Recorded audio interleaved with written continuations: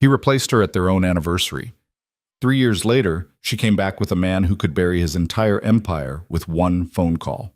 Picture this: a ballroom full of 300 of the richest people in the city. Champagne, diamonds, and a husband stepping up to the microphone, holding another woman's hand, while his wife stands 20 feet away in the dress she picked out for their anniversary. He smiles. He says her name like it's an afterthought, and then he tells the world he's trading her in. She didn't scream, she didn't cry. She walked out with one suitcase and vanished. 3 years later, she walked back in. Stay with me until the end, because what this woman does to the man who humiliated her and the dangerous new husband standing behind her will leave you speechless. Hit that like button if you love a good revenge story, and drop your city in the comments so I can see how far this story has traveled tonight. Let's begin. The Hale Cole estate sat on the highest point of Briarcliff, a white stone monster of a house that looked down over the harbor like it was judging the water for not being clean enough. On the night of the gala, every window burned gold. Catering vans lined the service drive. A string quartet was tuning up in the rose garden. Somewhere on the second floor, a woman was standing in front of a mirror trying to remember how to breathe. Her name was Vivian Hale. She was 34 years old, and she had spent the last 11 of those years married to Adrian Cole. She had built his company with him, back when it was a rented office above a dry cleaner in Queensgate. She had sat in hospital waiting rooms with his mother. She had learned to smile at people she despised because Adrian needed them to like him. And tonight, on the anniversary of the day they'd signed their marriage license in a courthouse with 2 witnesses they'd pulled off the street, she was going to stand beside him in front of the entire eastern seaboard and let him tell everyone how far they'd come. That was the plan. She smoothed the front of her dress. Pale champagne silk. Simple. Adrian liked simple on her, said it was elegant, said it made the other wives look like they were trying too hard. She had stopped arguing about clothes around year 6. "You look like $1,000,000, Mrs. Cole." Marisol was crouched at her feet, adjusting the hem. Marisol had worked for the Coles for 9 years and was the only person in the house Vivian actually trusted. "I look tired," Vivian said. "You look tired and $1,000,000. Marisol stood up, patted her knees. "You gonna eat something before you go down there? You didn't touch lunch." "I'll eat at the party." "No, you won't." "I'll eat at the party, Mari." Marisol gave her the look, the one with one raised eyebrow that said, "I have known you too long for that lie." Then she went to the dresser, came back with a granola bar, and physically pressed it into Vivian's hand. "2 bites," she said, "before you go down those stairs. 2 bites. Or I'll tell your mother. My mother's in Fort Lauderdale." "I have her number." Vivian laughed. It was the last real laugh she'd have for a long time, though she didn't know that yet. She took the 2 bites. She hugged Marisol, who smelled like lavender soap and starch, and she walked out of the bedroom and down the hall toward the stairs. Adrian was already downstairs. She could hear him. His voice carried, always had. It was one of the first things she'd loved about him, back when he was a 23-year-old kid with a bad haircut and a business plan on a napkin. You could hear Adrian Cole from across a room. You could hear him from across a parking lot. You could hear him, she sometimes thought now, from across a marriage. "And what I'm telling you, Miller, is that the numbers don't care about your feelings." She came around the corner and he stopped mid-sentence and looked up at her from the bottom of the staircase. And for just a flicker of a second, she thought he looked at her the way he used to, like she was the answer to a question he'd been asking all his life. Then the flicker passed, and he smiled the smile he used on clients. "There she is," he said. "The woman of the hour." The woman of an hour, anyway. She came down the last few steps. "You're early."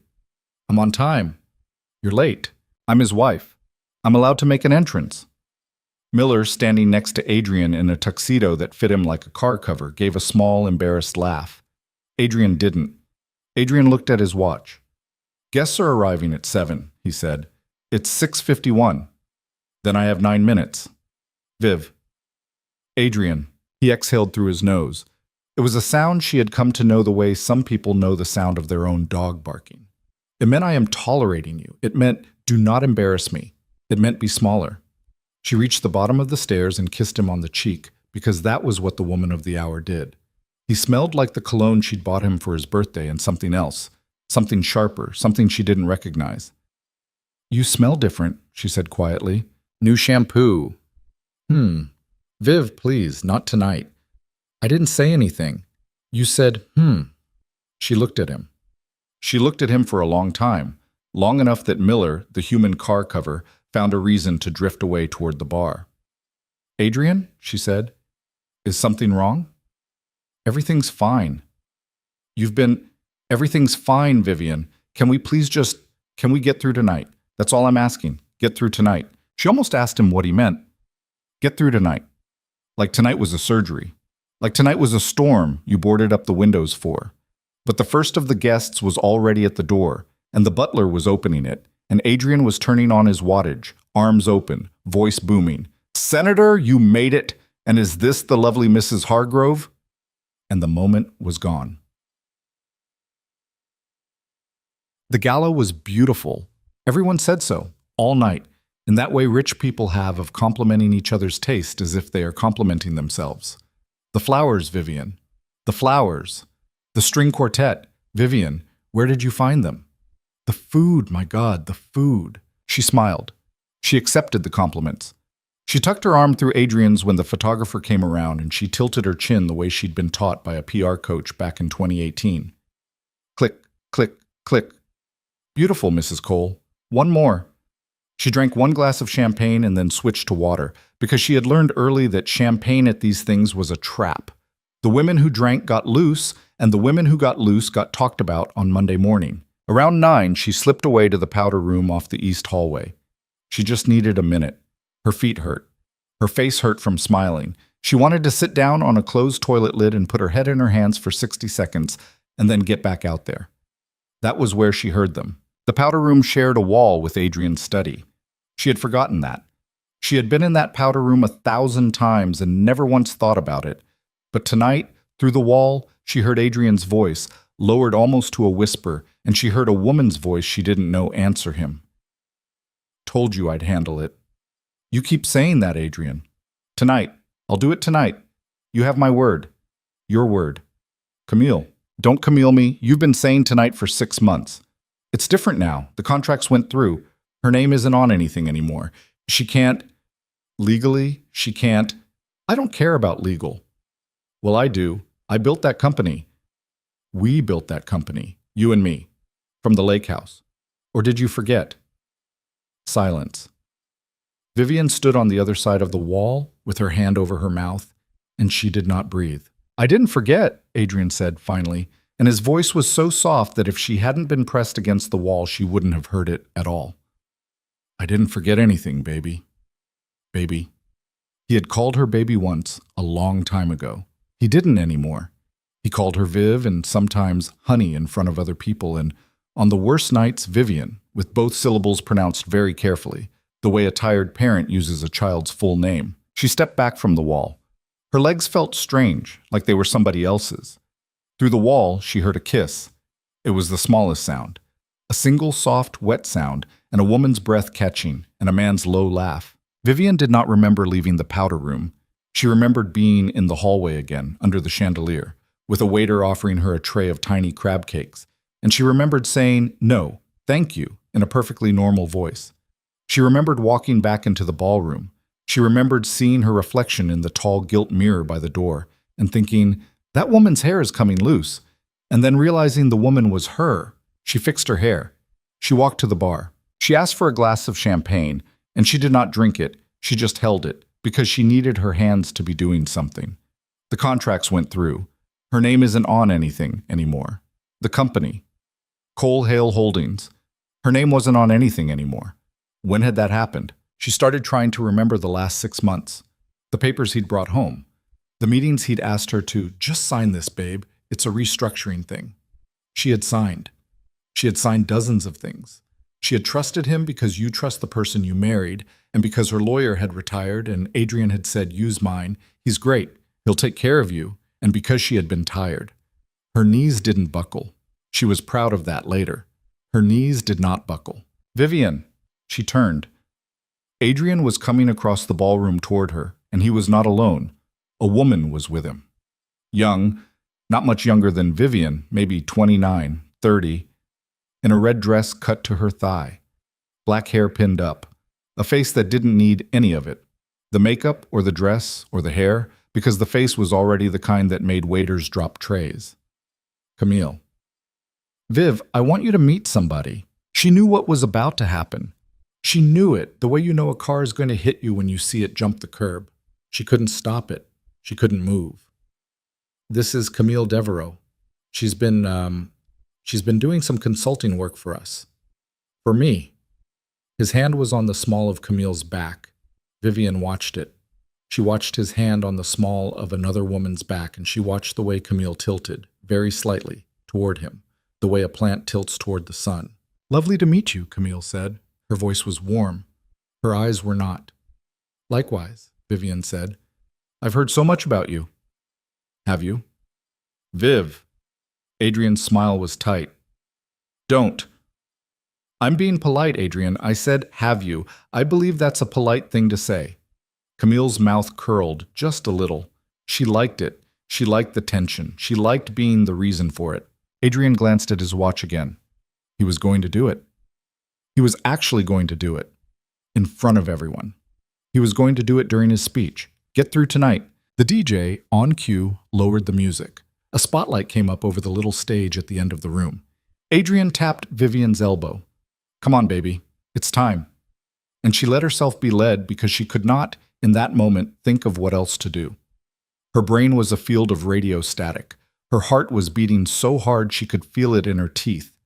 He took the microphone. He took her hand. He pulled her up onto the stage beside him. Friends, he said, thank you.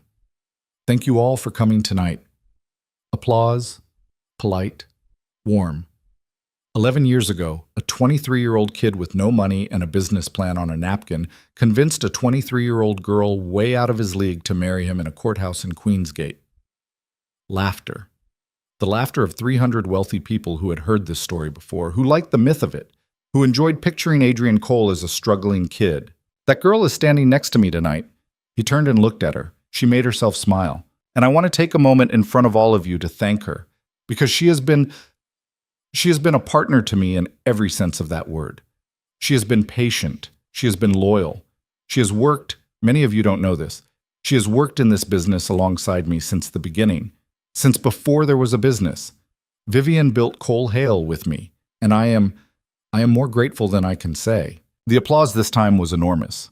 A woman near the front was actually dabbing at her eyes. Vivian was waiting for the word, but. But, Adrian said. There it was. But, he said, people grow. People change. And sometimes the partner who built the ship with you isn't the partner you need to captain it with into open water. The room went quiet. I've done a lot of thinking over the last year, a lot of praying, a lot of hard looking in the mirror. And I've come to understand that Vivian and I, we love each other. We'll always love each other. But we want different things now. And it would be a disservice to both of us to pretend otherwise. Vivian felt the spotlight on her face like a flashlight shoved in her eyes. She did not move. She did not cry. She looked at a point on the back wall, a small crack in the plaster she had asked the decorator to fix, and he hadn't, and she stared at it. Vivian, Adrian said, and his voice was full of something that sounded like grief, and was not grief at all. I will always be grateful. But I have to be honest with you tonight, and with all of you, because I am done with pretending. I am done with doing things the wrong way. He turned and he held out his hand toward the crowd, and Camille walked up the 3 steps and onto the stage like a woman walking into her own coronation. This is Camille, Adrian said. She is the woman I want to captain this ship with. She has been the heart of this company for 2 years, and she is, effective tonight, taking the seat at this table that has been empty for a long time. Somewhere in the crowd, a glass fell and shattered. Nobody moved to pick it up. Vivian, Adrian said, and he turned to face her, and his eyes were wet, and she understood. She understood very clearly, for the first time in 11 years, that Adrian Cole could cry on command. I'm sorry. I'm so sorry. I didn't know how else to do this. You deserve a fresh start. You deserve to find a partner who makes you happy. And I hope someday we can... She took the microphone out of his hand. She had not planned to. Her body did it before her mind did. Adrian flinched. The flinch was the best thing that happened to her all night. He had not expected it. He had planned all of this, every word, every lighting cue, every damp, performative tear, and he had not planned on her reaching out and taking the microphone. She held it up to her mouth. The room waited. "Thank you, Adrian," she said. Her voice was calm. Her voice was her own. She heard it from outside herself, and she was amazed by how calm it was. "Thank you," she said again, "for being so honest with all of us tonight. I know that took courage." Adrian's face, for a fraction of a second, was confusion. "And Camille," she said, turning, "welcome, truly." Camille's smile was uncertain. "I hope he is to you," Vivian said, "everything he has been to me." She handed the microphone back. She stepped down off the stage. She walked the length of the ballroom, past 300 of the most important people in the city, and nobody said a word because nobody knew what to say. A woman reached out and touched her wrist as she passed. Vivian didn't look to see who. In the front hall, Marisol was waiting for her. Marisol had heard. The whole staff had heard. You could feel it in the house the way you feel a storm.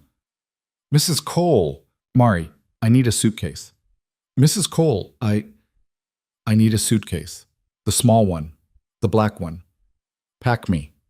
Pack me anything. Underwear, 2 sweaters, the blue jeans, the cash in the safe in my closet. The combination is our anniversary. You know it. Go. Please, go." Marisol went. Vivian stood in the front hall of the house she had decorated room by room, and she stared at the chandelier she had picked out in a shop in Milan 6 years ago, and she did not cry. She was very calm. She was very, very calm. The calm was a thing she was standing on, the way you stand on thin ice, knowing that if you move wrong, it will break, knowing that you must not move wrong. Marisol was back in 4 minutes. The small black suitcase. She had added a coat over Vivian's shoulders. "Your passport is in the front pocket," Marisol whispered, "and I put my sister's address in Redondo in there. She'll take you. Don't argue. Just go there. Don't tell him." Mari said, "Don't tell him, Mrs. Cole." "I won't. Don't tell anyone, you hear me? Not your mother, not your friends, not that lawyer, nobody." "I won't." Marisol's hands were shaking. She took Vivian's face in both hands, the way you take a child's face. "You're going to be okay," she said. "You hear me? You're going to be so okay that one day he is going to wake up in a cold sweat because of how okay you are." Vivian kissed her forehead. She walked out of the house. That's it. There was a town car waiting in the driveway. Not hers, just one of the cars hired for the valet. The driver was a man in his 60s with a gray mustache who, she would later learn, had driven a cab in the same city for 30 years before he'd taken the fancier job. He saw her coming down the steps alone, with a suitcase, in an evening gown, and he got out of the car and opened the door without a word. "The airport," she said. Please." "Yes, ma'am. Which one?" "I don't care." He looked at her in the rear-view mirror. "Which terminal, ma'am?" She almost laughed. It came up in her throat and almost came out. "The one," she said, "with flights leaving soonest." He drove. He didn't ask her anything else. At one point, he turned the heat up without being asked because she was shivering, and he didn't comment on the shivering. About halfway to the airport, he said very quietly, "My wife left me 22 years ago, ma'am, with a suitcase. On a night like this one. She's doing real good now. I just want you to know that." Vivian put her forehead against the cold window, and she finally cried.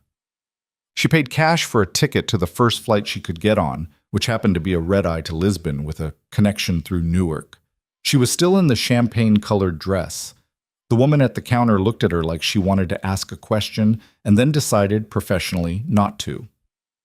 Vivian bought a pair of leggings and a sweatshirt from the 24-hour shop in the terminal and changed in the bathroom and stuffed the dress in the trash can. Not the suitcase. The trash can. She wanted it in a trash can. On the plane, she sat in a window seat and she watched the lights of the city she had lived in for her entire adult life grow smaller and smaller, and she thought, with a clarity that surprised her, because she had expected grief, and what she felt instead was something sharper, something colder, something clean. "I was a ghost in that house. I just didn't know it yet. Now I really am one. Good." She closed her eyes. She did not sleep. She thought for the first time in a long time about who she had been before Adrian Cole. About the girl who had grown up in a three-bedroom ranch house in a town called Saltbrook, whose father had been a high school math teacher and whose mother had sold real estate, who had gotten herself into a state school on a partial scholarship and worked 2 jobs through undergrad, and met a loud, charming, broke boy named Adrian at a party in a basement apartment and let him talk her into skipping her MBA to help him start a company. That girl had been smart. That girl had been interesting. That girl had had friends, plans, an internship lined up in Chicago, a favorite bookstore, a favorite diner, a favorite song. Somewhere over the Atlantic, Vivian tried to remember the favorite song and couldn't. That was when she knew, really knew, that she had almost disappeared years before tonight. Tonight was just the funeral. She did not go to Lisbon. In Newark, she walked off the plane and she did not reboard for the connection. She bought another ticket, also in cash, to a smaller city in a place she had never been. She used a middle name her mother had given her and a maiden name she hadn't used in 11 years, Vivian Rose Lang. The ticket agent typed it in without looking twice. Her phone had been off since the ballroom. She took it out in a bathroom stall at Newark and she turned it on and she watched the notifications flood in. 47 missed calls, 113 text messages, voicemails from her mother, from 2 of her sisters-in-law, from a woman she hadn't spoken to in 3 years who was suddenly very concerned, from Adrian. 6 voicemails from Adrian, the last one left at 2:14 a.m. His voice thick. She didn't listen to it. She scrolled. She read the first 3 texts. Then she stopped reading. She dropped the phone in the toilet. She flushed. It didn't go down, of course. It bobbed there, stupidly, a little black rectangle of her old life. She left it and walked out. Marsol's sister lived in a small apartment over a laundromat in a seaside town. Her name was Teresa.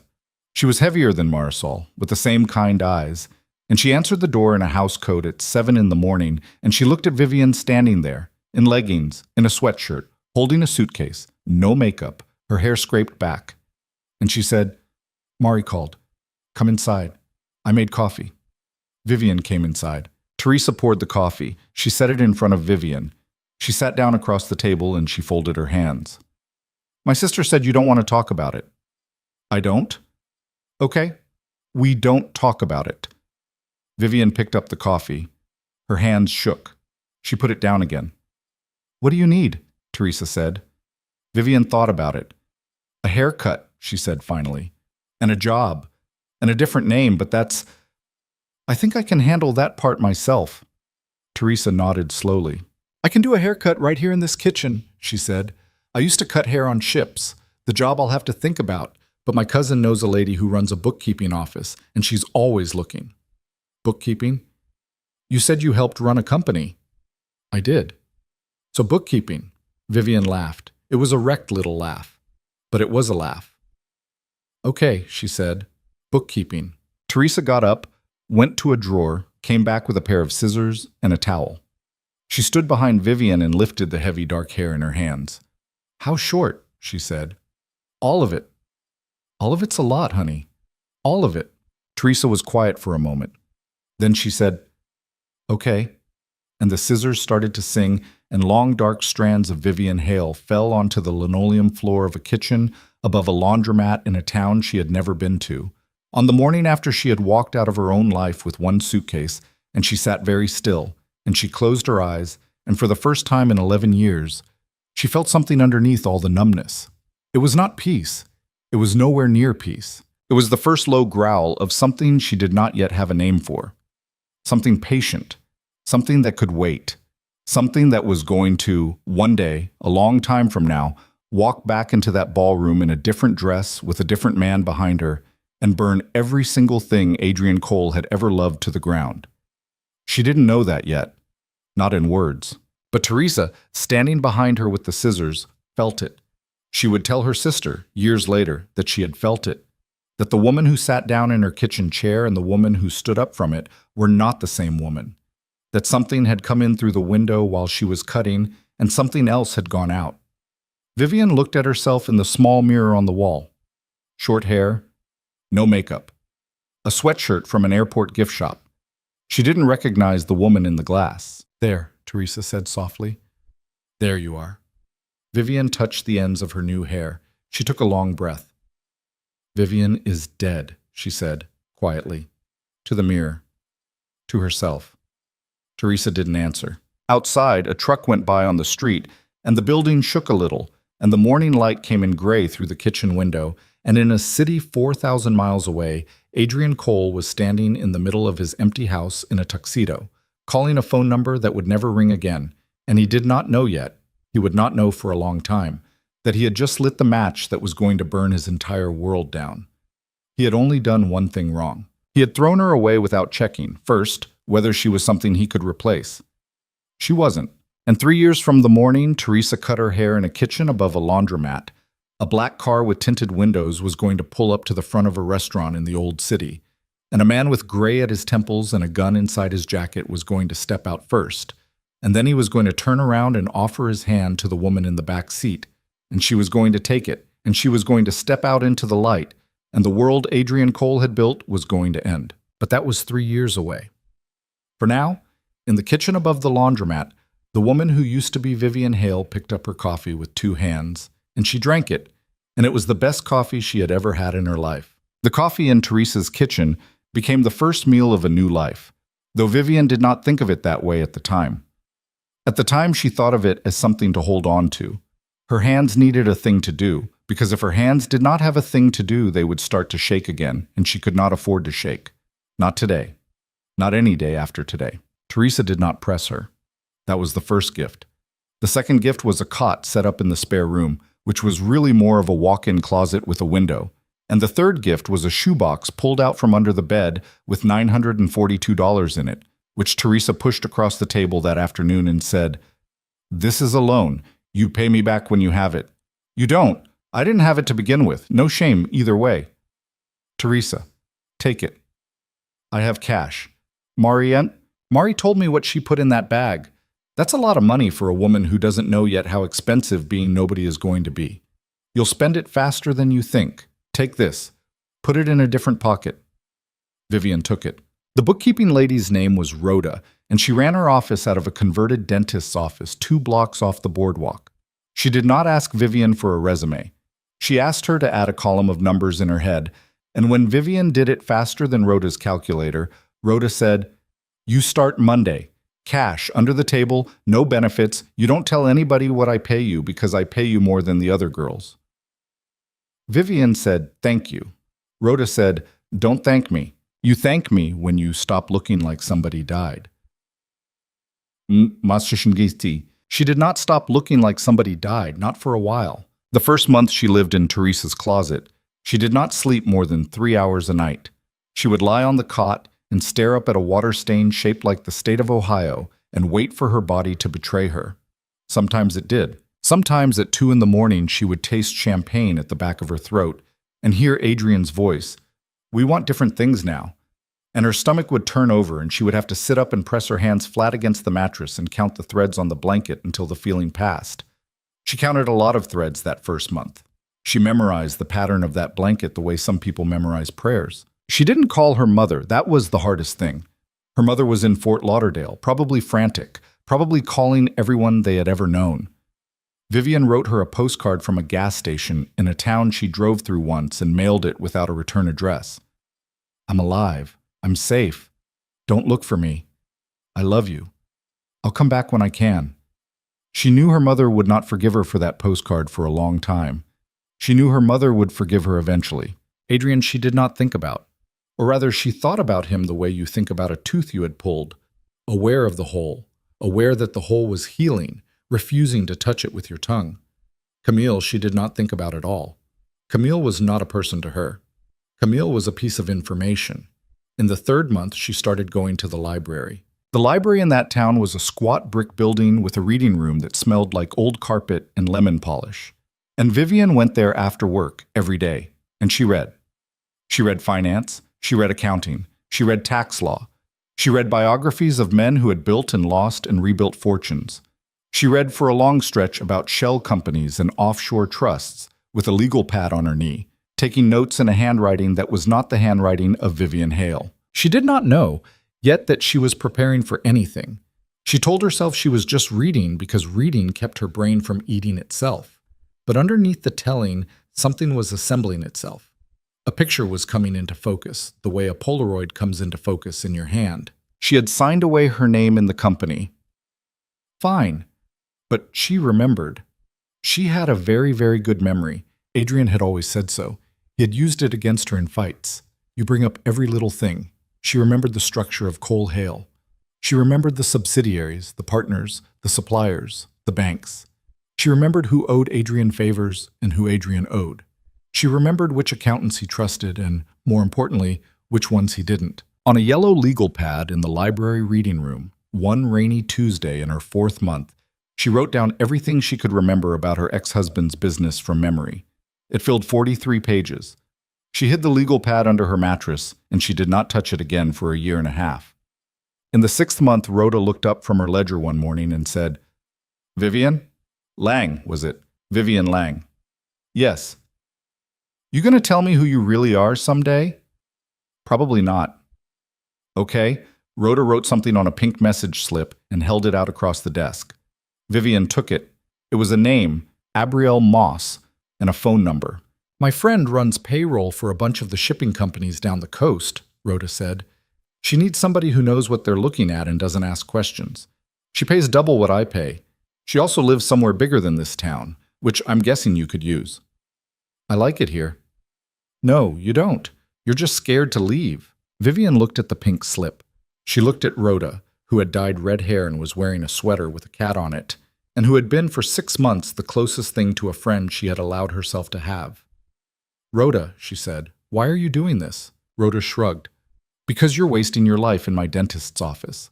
And because about 2 months after you walked in here, I started paying attention to a certain news story, and I started putting 2 and 2 together, and I decided I wasn't going to ask you about it because it wasn't any of my business.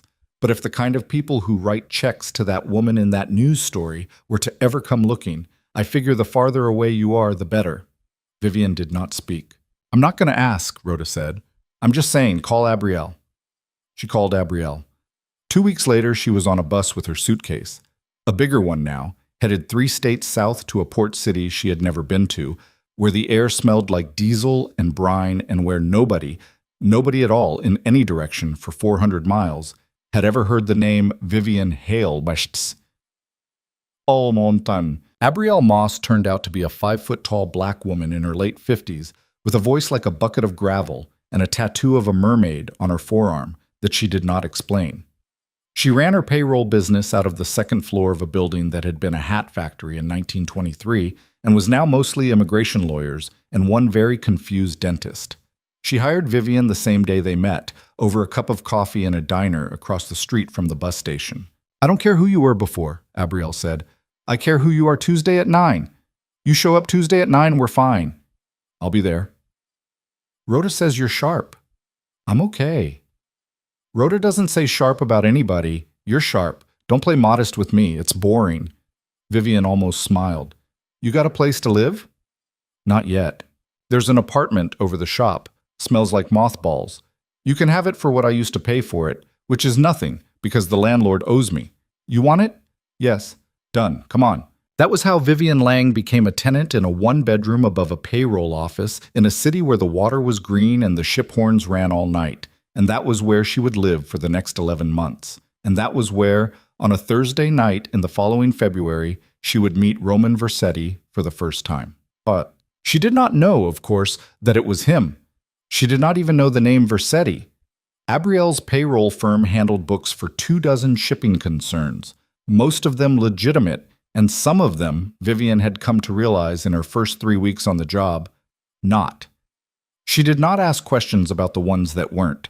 She did the numbers she was given and she flagged discrepancies quietly to Abrielle, who handled them. The Thursday it happened, Abrielle was out at a funeral in another city, and Vivian was alone in the office at nearly 8 p.m., running end of month, when the intercom buzzed. She looked at the clock. She looked at the door. She pressed the button. "We're closed." "I have an appointment." "Not with me, you don't."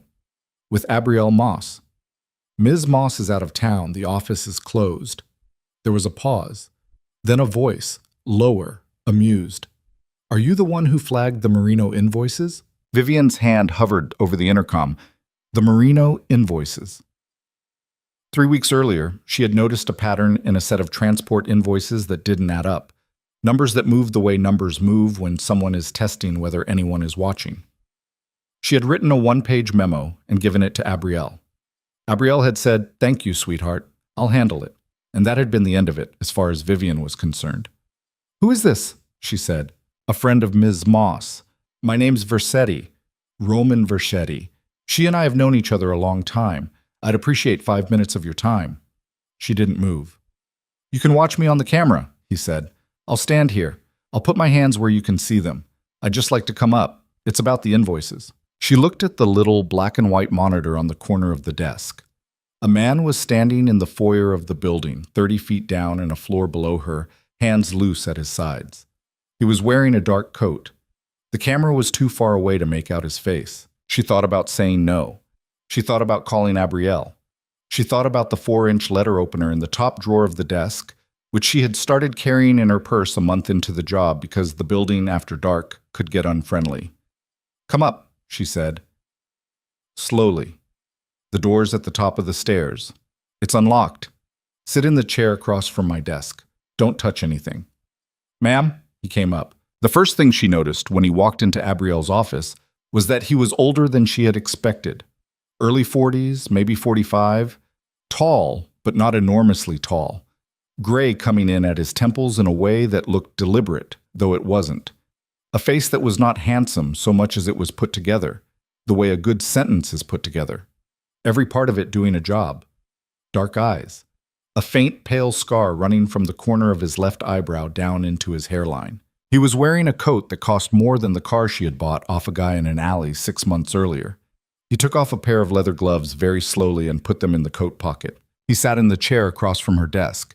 He did not put his hands anywhere she could see them, not exactly. He put one elbow on the armrest. The other hand rested on his thigh. He looked at her. He looked at her for a long time, longer than was polite. Vivian had been looked at by men her whole adult life. She had been looked at with want and with contempt and with appraisal and with boredom. She had never been looked at the way this man was looking at her, which was, she realized after a moment, like he was reading a report. "You're Lang." "I'm Lang. That's a new name." "I'm sorry?" "I said that's a new name. It wasn't your name 3 years ago." Her pulse did something unfortunate. She kept her face still. "I don't know what you're talking about." "Ms. Lang." He leaned forward, very slightly. "I am not here to cause you a problem. In fact, I am the opposite of here to cause you a problem. If I was here to cause you a problem, I would not ring the buzzer and ask to come up. You understand?" "No, I don't." "Okay. Then let me be clear. I don't care who you were. I care who you are now. The reason I care who you are now is that 3 weeks ago you caught something in a set of books that 2 CPAs, one of them mine, missed. I paid those 2 CPAs a great deal of money to not miss things. You caught it working part-time out of an office above a hat factory. That is interesting to me. That is the only reason I am in this chair." She said nothing. "Abrielle speaks highly of you. Abrielle speaks highly of everyone who shows up on time." "No," he said. "She doesn't." There was a small silence. Outside, a ship's horn gave 3 low blasts, very far away. "What do you want, Mr. Versetti?" "Roman, please. What do you want?" "I want to offer you a job." "I have a job." "I'm aware." "Then why are we talking?" "Because the job I'm offering you pays 18 times what Abrielle pays you, and comes with an apartment that doesn't smell like mothballs. And because the last person who did this job for me retired to a vineyard 3 months ago, and because I have been looking, with some frustration, for a replacement ever since." She looked at him. She looked at him, and she understood, in a way she could not have put into words, that this man was dangerous. Not dangerous the way Adrian had been dangerous, which was the dangerousness of a selfish man who would casually ruin your life because he had forgotten you were in the room. This was a different thing. This was a man who had, at some point in his life, killed people, and had made his peace with having killed them, and would kill more if the math required it. She knew it the way you know a stove is hot without touching it. Something in her older animal brain said, "Do not put your hand down." And yet, "I don't know who you are," she said. "That's fair." "I'd like to know who you are before we talk about a job." He nodded. He seemed to expect this. He reached very slowly into the inside pocket of his coat. She flinched, despite herself, and he paused, and then moved more slowly still, and took out a slim leather folder and set it on the desk between them. "There are 3 pages in there," he said. "The first page is a list of the companies I'm involved in. Some are on paper, some are not. The second page is a summary of what the job entails. The third page is a list of the things I do not do, personally, and that I do not ask the people who work for me to do. That's the most important page." "What's on the third page?" "Narcotics. Children. Human beings as cargo. Any woman, in any circumstance, who has not consented. Those 4 things. There are other things I don't do, but those are the ones you'll care about." "And the rest?" "Is the rest," he said. "I move things. I charge what the market bears. I protect people who pay me to protect them. And I hurt people who ought to be hurt. And I don't pretend with myself about what I am. I used to. I stopped." "That's a very clean speech." "I've given it before." "To who?" "To every person who has ever worked closely for me. I'm telling you in this room what I would tell you anyway in the first week, because I do not like people finding out later and becoming disappointed. Disappointed people are unreliable. And I should believe you. You shouldn't. You should call Abrielle in the morning and ask her. You should also call a woman named Sophia at the number on the inside of the folder. She was my accountant for 11 years. She will tell you, in her own words, what I am and am not. Then you should decide." She sat with it. The light in the office was bad. Abrielle was cheap about bulbs, and half of his face was in shadow. He was waiting. He was not impatient. He had the stillness of a man who had, more than once, waited for things much more important than her answer. "Why me?" she said. He tilted his head. "I gave you the answer to that already. You gave me the job interview answer. Give me the other one." He was quiet for a moment. Then, very slightly, he smiled. It was a small smile, and it did not reach his eyes, but it was, she thought, the first honest thing his face had done since he walked in. "Because Abrielle told me a story," he said, "about a woman who showed up in her doorway a year ago with a suitcase and a haircut she'd clearly done in a kitchen and a way of doing math in her head that her old boss in another state had warned Abrielle she was going to miss once you left. Abrielle told me that story 3 months ago, before I knew you were the one who caught my invoices. I thought about it for a long time. The woman in the story was interesting to me. The woman in the invoices was interesting to me. When I found out they were the same woman, I got in my car." "That's a lot of trouble." "It's a little trouble. Don't flatter yourself. I was driving through anyway." She laughed. Again, a surprise. The laugh came out of her before she decided to release it. He watched her laugh, and something in his face, some small muscle at the corner of his mouth, shifted. And she saw it, and he saw her see it, and he looked down at the desk. It was the first time his eyes had moved off hers since he'd sat down. "I'll think about it," she said. "Take your time." "How much time?" "As much as you need. Call the number when you want to. If you don't call, I won't come back." "You won't?" "No.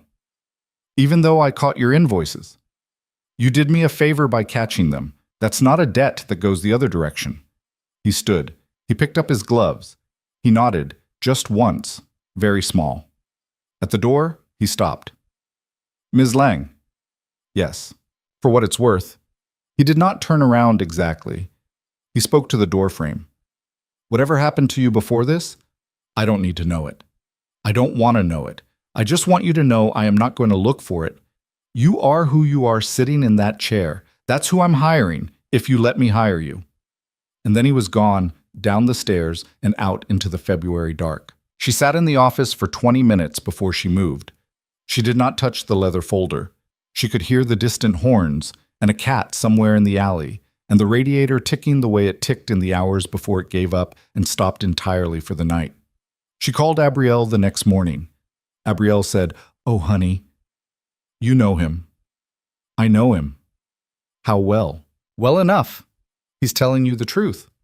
The 4 things he said he doesn't do, and I have personally watched him put a man through a plate glass window for doing 2 of them. He's ugly in some ways, and he's decent in some ways, and he does not, ever, lie to the people who work for him. That's not a common trait in his line of work. Abrielle. Yeah. Is this a good idea? Honey, nothing you have done for a year has been a good idea. You have been a woman in the wind. You have done good idea after good idea, and none of them have been good ideas. They've been survival. This would be you climbing out of survival. I think you're ready. I think he knows you're ready, because I told him you were. Yes, I'm the one who pointed him at you. I'll own it. I'm sorry if that was out of line. I thought about it for a month before I did it. Vivian did not answer. Honey, I can't tell you what to do, but I will say this. I have known that man for 21 years. He does not fall in love with people. He barely likes people. But he looks at certain people like he's noticed them. And that is rare. The last time I saw him look at somebody the way he described you to me before he even met you, that person is now his head of logistics and makes more money than any of us. That person, incidentally, is Sophia, and she will pick up if you call the number in the folder. Poki owasim. Aight.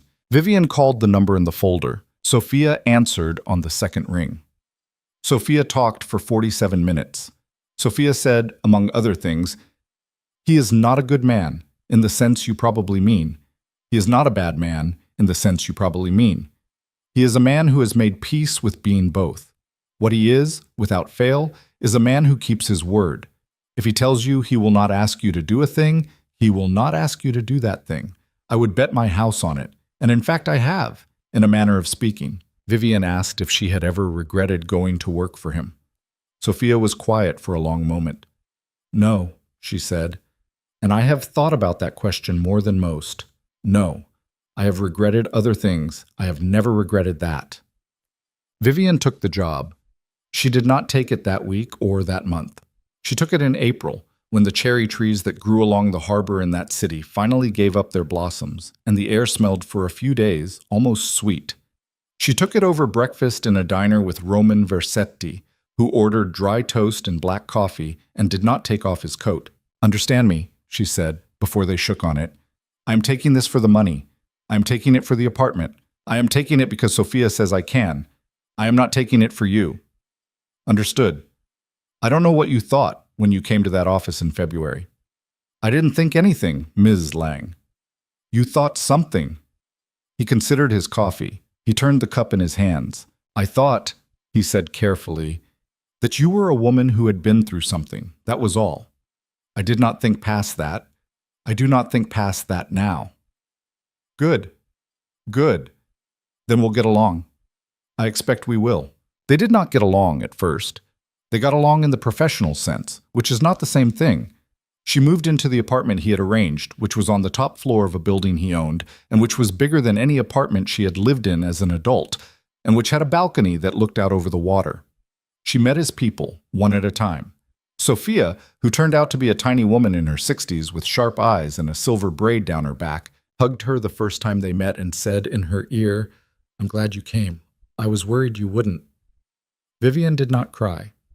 She had stopped crying in March, but it was close. The work was the work. She set up new books. She rebuilt systems that had been running on Sophia's memory and sheer force of will for 11 years. She caught a second set of stolen invoices within her first 2 months and traced it back to a dock supervisor named Mancini, whom Roman's people handled in a way she did not ask about. She kept her head down. She slept, finally, 7 hours a night. Roman she saw maybe twice a week, sometimes less. He would come into the office where she worked on the 4th floor of a building in an industrial park, and he would sit in the chair across from her desk. Always that same chair, always that same posture, one elbow on the armrest. And he would ask her about a particular piece of the business. He would listen. He would not interrupt. At the end, he would say thank you, and he would stand, and he would go. He did not flirt with her. She did not flirt with him. But sometimes, she noticed this in the 6th month, sometimes when she turned around from a filing cabinet, she would find him looking at her, and he would look back down at his papers a half-second too slow.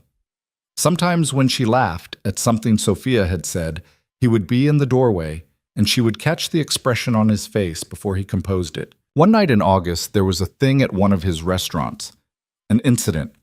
She got the call at 2 in the morning. She went. She was the one who handled the books for the restaurant, and something had happened to someone in the back alley, and the police were going to come in the morning, and the books needed to look a certain way before that happened, and there was nobody else awake at 2 in the morning who could do it. She walked into the restaurant at 2:45. Roman was sitting alone at a booth in the back, in a white shirt that had blood on the cuff. Not a lot. A little. She did not ask. She sat down across from him. She opened her laptop. She worked for 3 hours straight without speaking. When she was done, she turned the laptop toward him. She showed him, in 6 screens, what she had done. She showed him what the police would see. She showed him what they would not. He looked at it for a long time. Then he looked up at her. "Vivian," he said. It was the first time he had ever used her first name. She had not told him it was her first name. She had been Vivian Lang on paper. Vivian was supposed to be dead. She did not correct him. "Yes. Thank you." "You're welcome." He reached across the table. He did not touch her hand. He touched the edge of the laptop with one finger, as though the laptop were standing in for something else. "Go home," he said. "Sleep. Take tomorrow." "I'll take the morning." "Take the day." "The morning." He almost smiled. "The morning," he agreed. She walked out of the restaurant at 6 a.m. The sky over the harbor was the color of an oyster. She drove home with her windows down and the cold spring air in her face, and she thought, for the first time since Adrian Cole had taken a microphone away from her, "I am not afraid of anything right now. I am not afraid. I am not afraid." It wasn't love yet. It was something harder to name. It was the feeling of having found a door that opened when she pushed it, after a whole long year of pushing on walls. She and Roman did not kiss for another 4 months after that night. When they did, it was not dramatic. It was at the end of a long argument about a contract, in his office, at nearly 11 on a Tuesday, and he had said something that made her laugh, and she had reached out and touched the lapel of his coat without meaning to. And he had looked down at her hand and then up at her face, and he had said very quietly, "Don't do that unless you mean it." "What if I mean it?" "Then do it again." She did. They were married 10 months later, quietly, in the office of a judge who owed Roman a favor from 1998. Sophia was the witness. Vivian wore a green dress. Roman wore the same coat he had worn in Abrielle's office the night they met, because she had asked him to. Afterward, they drove down the coast to a small house he owned on a cliff, and they sat on the porch and watched the sun come up over the water. And he said, "You're sure about this?" And she said, "I'm sure." And he said, "You don't know me yet, not really." And she said, "I know enough." And he said, "You don't." And she said, "Roman, stop." And he stopped. They did not have what other people had. She knew that. He was not a soft man. He did not become a soft man because of her. He was still capable of walking into a room at 3 in the morning with blood on his cuff and a calm, flat look on his face. And she was still capable of not asking him about it. And their marriage was built, in part, on the things they did not say to each other. But within the things they did say, there was a kind of honesty she had never had with Adrian. Roman did not perform tenderness. When he was tender, it was small, and it was real, and it was not for an audience. He brought her coffee the way she liked it, without asking. He remembered which of her shoes hurt her feet, and quietly, without comment, replaced them. He stood behind her at parties and did not let go of the small of her back. And slowly, over 2 years, over 3, she came back to herself. She was not Vivian Hale anymore. She would not ever be that woman again. But she was not Vivian Lang either, the frightened creature above the hat factory. She was someone new, someone who ran her husband's legitimate holdings with the kind of cold precision that made older men in expensive suits apologize to her when they had made mistakes. Someone who could walk into a charity auction on Roman's arm and command a room the way she had once, long ago, commanded a ballroom. Except now it was her room, and the people in it did not know her real name and did not know the name of the husband she had buried in her own memory, and did not know that the woman standing in a midnight blue gown with her hand on a terrifying man's wrist had been, once, the quiet wife of a man in another city who thought he had thrown her away. They did not know, but one of them, one evening in the 3rd year, would say a name in front of her at a cocktail party. "Adrian Cole," he would say. "Have you heard? Cole Hale is in trouble. They've lost the Sheridan account. I'd say the whole house of cards is going to come down by Christmas." And Roman, who was half turned away from her at the time, speaking to someone else, would feel her go still beside him, the smallest possible stillness, the kind only a man who paid close attention to his wife's body would feel. He would not ask her about it, not that night. He would ask her about it the next morning, over coffee on the porch of the small house on the cliff, where they had gone for the weekend. He would set down his cup. He would say, "Who is Adrian Cole?" And she would look at him. She would look at him for a long time. She would put down her own cup, and she would go inside the house, and she would come back out with a yellow legal pad, the same one, brought up from under a mattress in a mothball apartment years earlier, now brittle at the edges, 43 pages long, in a handwriting she barely recognized as her own. And she would set it on the little iron table between them. "Read this," she would say. "When you're done reading it, I'm going to ask you a question." He would read it. It would take him almost an hour. He would not speak while he read. The wind off the water would turn the pages for him sometimes, and she would reach over and smooth them flat again. When he was done, he would close the legal pad. He would look at her. His face would be unreadable, the way it had been the first night in Abrielle's office. But his hand, on the table, would be turned palm up, open. "Ask me," he would say, and she would take a breath, and she would say the things she had been carrying for 3.5 years, the things she had not said in Teresa's kitchen, not in Rhoda's office, not in Abrielle's apartment, not even in her own wedding vows, the thing that had been waiting inside her like a coal under ash. "Roman," she would say, "I want to go home." Roman did not answer her right away. He set the legal pad down on the iron table and he looked out across the water, and the wind pulled at the collar of his shirt. And for a long time the only sound on that porch was the ocean working the rocks below the cliff. Then he said, "Home." "Yes." "Home where you were before." "Yes."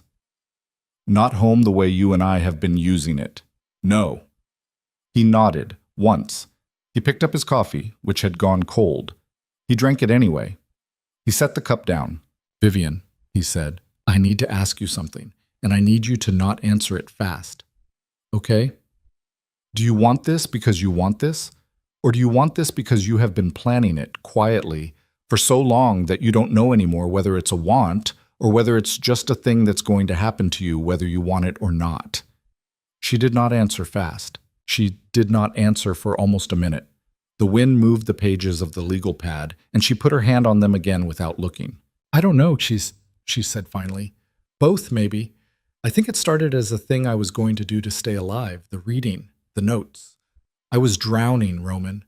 I needed a shore to swim toward, and that was the shore that was in front of me, because that was the water I'd fallen out of. Then I stopped drowning. And then I met you, and I thought maybe I could just let it go. Leave that legal pad under the mattress. Be someone else. Be your wife. Run your books. Grow old on this porch." For a long time, I thought I had let it go. And then somebody said his name at a party. And then somebody said his name at a party. He was quiet. "It's not about him," she said. "I want you to understand that. It is not about him as a man. If he had divorced me in private, handed me half, said, 'I'm sorry, Viv, I fell in love with somebody else,' I would never have picked up a pen. I would have cried for a year, and I would have gotten over it, and I would have married a dentist in Connecticut. This isn't that. This is... Roman, he did it in front of 300 people. He had been stripping my name off the company for 6 months, and he did it in front of 300 people. He had a speech. He made his girlfriend walk up onto a stage, and he did it like it was a coronation, and then he called the police when I left. Did you know that? He called the police and told them I had stolen from him. He had his lawyer contact every bank we had ever used and freeze the accounts I was on, before I even landed anywhere. I didn't know that. I didn't tell you. I'm telling you now. Okay. I don't want him to be sorry, Roman. Sorry is cheap. I don't want an apology. I don't even want him to suffer, particularly. I want him to understand. I want him to sit in a chair, one chair, in a room, with me standing in front of him, and I want him to look at my face, and I want him to understand that he made a mistake of a particular size, and I want to watch the understanding happen, and then I want to walk out of the room. That's it. That's it. On my end. The empire. That comes apart on its own. It's already coming apart. I've been watching it come apart for a year. What I want is the room, and the chair, and the understanding. The rest is just the weather. Roman looked at her for a long time. You didn't use the word revenge, he said. I don't want that word. Why? Because it's not mine. Revenge is a word for people who never got what they needed. I got what I needed. I got a life. I got you. This isn't revenge, Roman. This is accounting. He has been walking around for 3.5 years with an unbalanced ledger, and I am going to balance it. That's all. And then I am coming home. He reached across the iron table. He put his hand on hers, on top of the legal pad. All right, he said. All right? All right. We go. Roman. Vivian. You don't have to. I know I don't have to. He squeezed her hand once. I'm going to anyway. Because you asked. And because I want to see him. Don't. I want to see the man who did that to you. I want to stand in a room with him. I will not touch him. I give you my word on that. You asked for a chair and a room and an understanding, and that's what you'll get. But I want to be in that room. Why? Because I want him to know that you have somebody now. Who you have, what that means. I want it to be in his face for the rest of his life, when he closes his eyes. She did not argue with him. She could have argued with him. She didn't. They did not move fast. That was Roman's rule. Fast is for people who don't have time. We have time.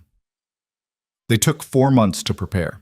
In those 4 months, Vivian sat in a climate-controlled office on the top floor of one of Roman's buildings, and she rebuilt the picture of Cole Hale from memory and from Sophia's research, and from 3 investigators on payroll, and from a woman named Jean, who had been, 12 years ago, Adrian's personal assistant, and who had left his employ in 2019 after an incident she would not fully describe to Vivian, but which Vivian understood the shape of. Jean had gone on to a quiet life in a different industry. Jean had also kept copies of a number of things she was not supposed to have kept copies of. Jean, contacted through a third party with a great deal of money, had handed them over with what she told Sophia was a great deal of relief. What Vivian found over those 4 months made even Roman raise an eyebrow. The empire Adrian Cole had built was not an empire. It was a papier-mâché castle. It had been a papier-mâché castle, it turned out, since at least 2021.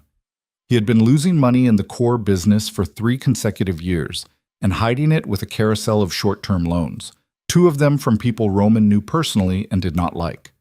He had sold off the Sheridan contract at a loss to cover a margin call in December. He was leveraged up to his collarbone against a building he did not actually own outright. Camille Devereaux, whom he had promoted over Vivian onto a stage in front of 300 people, had been named in a civil complaint out of a different state in 2023 involving an investment scheme, a matter Adrian's lawyers had quietly made go away but which existed, for anyone who knew where to look, on the server of a small firm in a Midwestern city that Sophia's people had been able to access without anybody noticing. The only thing holding the Cole Hale facade together was Adrian's personal reputation, his ability to sit across a table from a banker, and with that loud voice and that wet smile, convince the banker that he was good for it. And he was, currently, good for it. But he was good for it the way a man who is juggling 9 knives is good at juggling. One wobble, one small wobble, one small, well-placed wobble. He is a stupid man, Sophia said, one afternoon in the office, tapping the printout of a loan schedule with her pen. He is a stupid, vain man. I feel almost sorry for him. Almost. Almost. Then I remember your face the first month you sat in Abrielle's apartment, and I stopped feeling sorry. Don't do that, Sophia. Do what? Defend me like that. It'll make me cry, and I don't want to cry in this office anymore. Sophia patted her hand. Cry somewhere better then. The plan they built was quiet.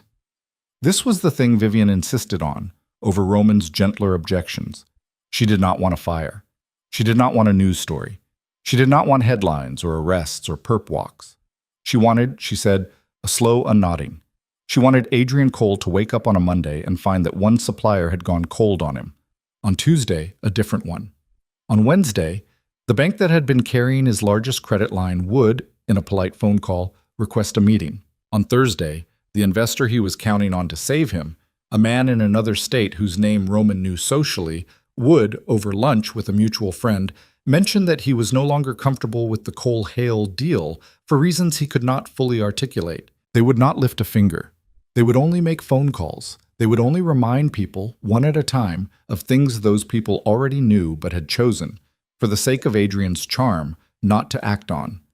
They would only put the facts on the table and let the facts do the work. And then, Vivian said the night before they flew, we go to the thing. The fundraiser. The fundraiser. He'll be there. He never misses it. It's his favorite room. Viv. Yes. Are you sure about this part? About walking in? Yes. I'm sure. He will be standing there. He will have his wife with him. Camille, I mean. The one he married last year. There will be press. There will be 300 people. I know. The last time you were in a room like that with him. I know, Roman. I don't want you to walk into something that is going to hurt you in a way you didn't plan for. She turned to him. They were in their bedroom in the small house on the cliff, which had, over the years, become the place they did their most important talking. She was in a robe. He was in a t-shirt and sweatpants, which almost nobody but her had ever seen him in. He looked, in that moment, younger than he was. He looked worried. It won't hurt me the way you think, she said. You don't know that. No, I do know that. Because I am not the same woman. The woman he humiliated is gone. She died on a plane over the Atlantic, Roman. I buried her. What walks into that room is not her. He can't humiliate what walks into that room. He does not have the tools. He looked at her for a long moment. I believe you, he said. I still don't want you to have to be in the room. I know. But I understand why you do. I know. All right. All right. He pulled her against him. She let him. They stood like that for a long time. They arrived in the city she had left 3 years and 8 months earlier on a Wednesday afternoon in October. The light was the particular hard, low, golden light of that coast in autumn, the light she had forgotten until the plane came in over the water and she saw it on the tops of the buildings, and a small, involuntary sound came out of her chest. Roman heard it. He did not look over. He took her hand. They did not stay at any of the hotels her old circle used. They stayed in an apartment Roman owned under a different name in a neighborhood that had been, in her time, nothing, and that was now full of restaurants with one-word names. She slept well that first night. She had expected not to. She had expected to lie awake hearing Adrian's voice, hearing the crack of a dropped glass on a ballroom floor. Instead, she slept 8 hours and woke up to Roman putting a cup of coffee on her nightstand and saying, "It's starting." Which one? The bank. Already? You said slow, not late. She smiled into her pillow. By the end of that week, Adrian Cole, in his office on the 40th floor of the building that had his name on it, was looking at the same spreadsheet for the 3rd day in a row, and his left eye was twitching the way it twitched when he was in trouble.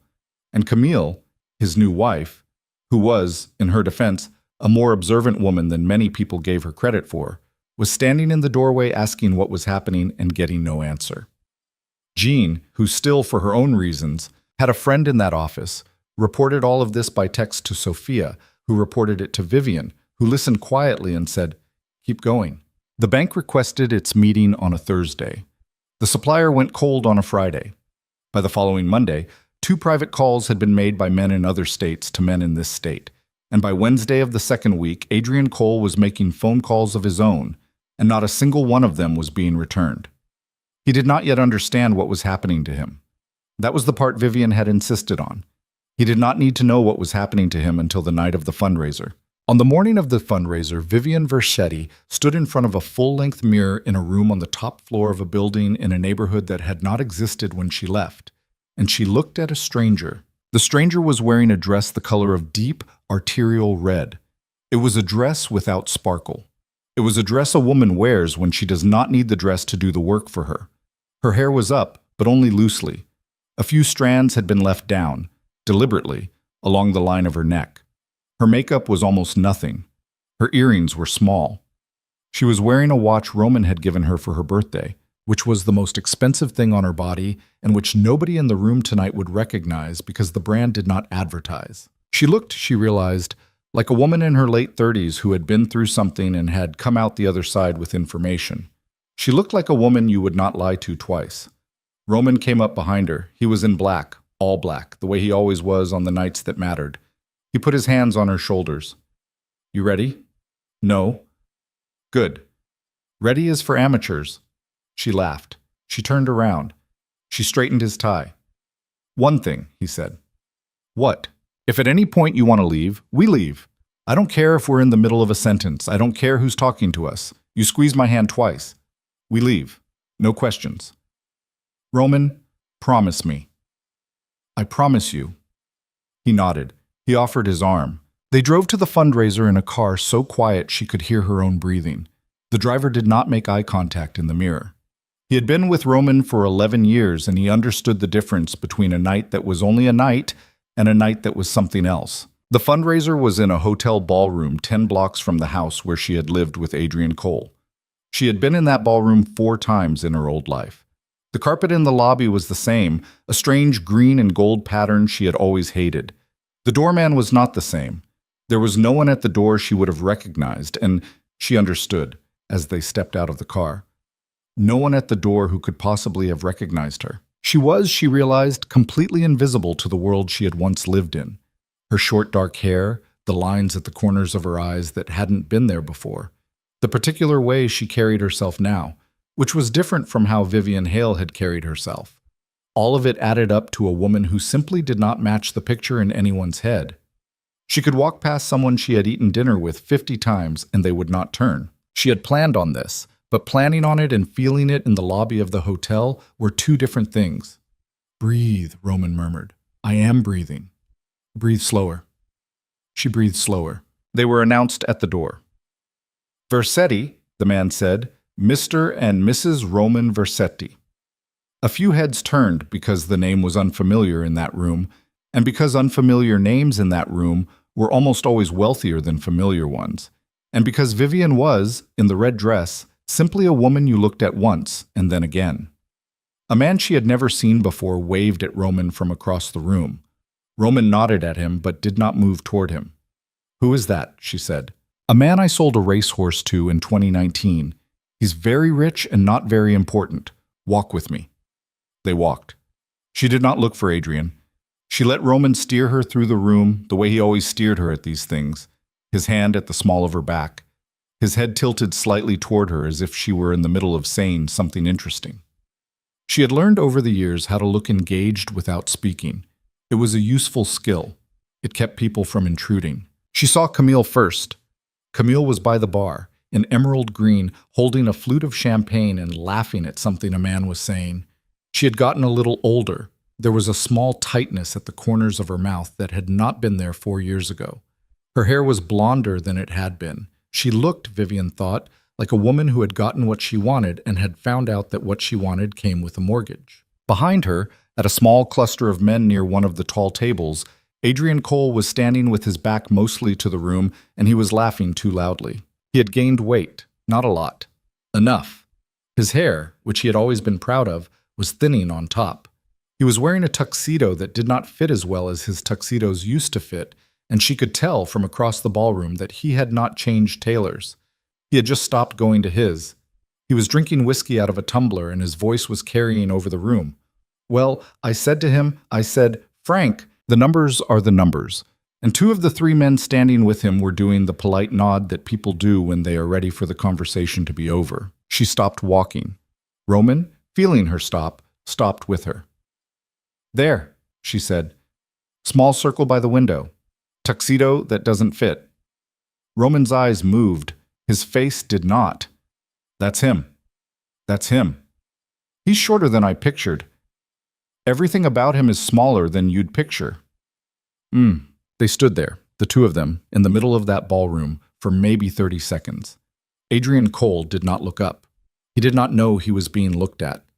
He was in the middle of a story, the kind of story Vivian had heard him tell 100 times at 100 events, about a deal he had closed, about how he had closed it, about what he had said to the guy across the table, about how the guy across the table had never seen it coming.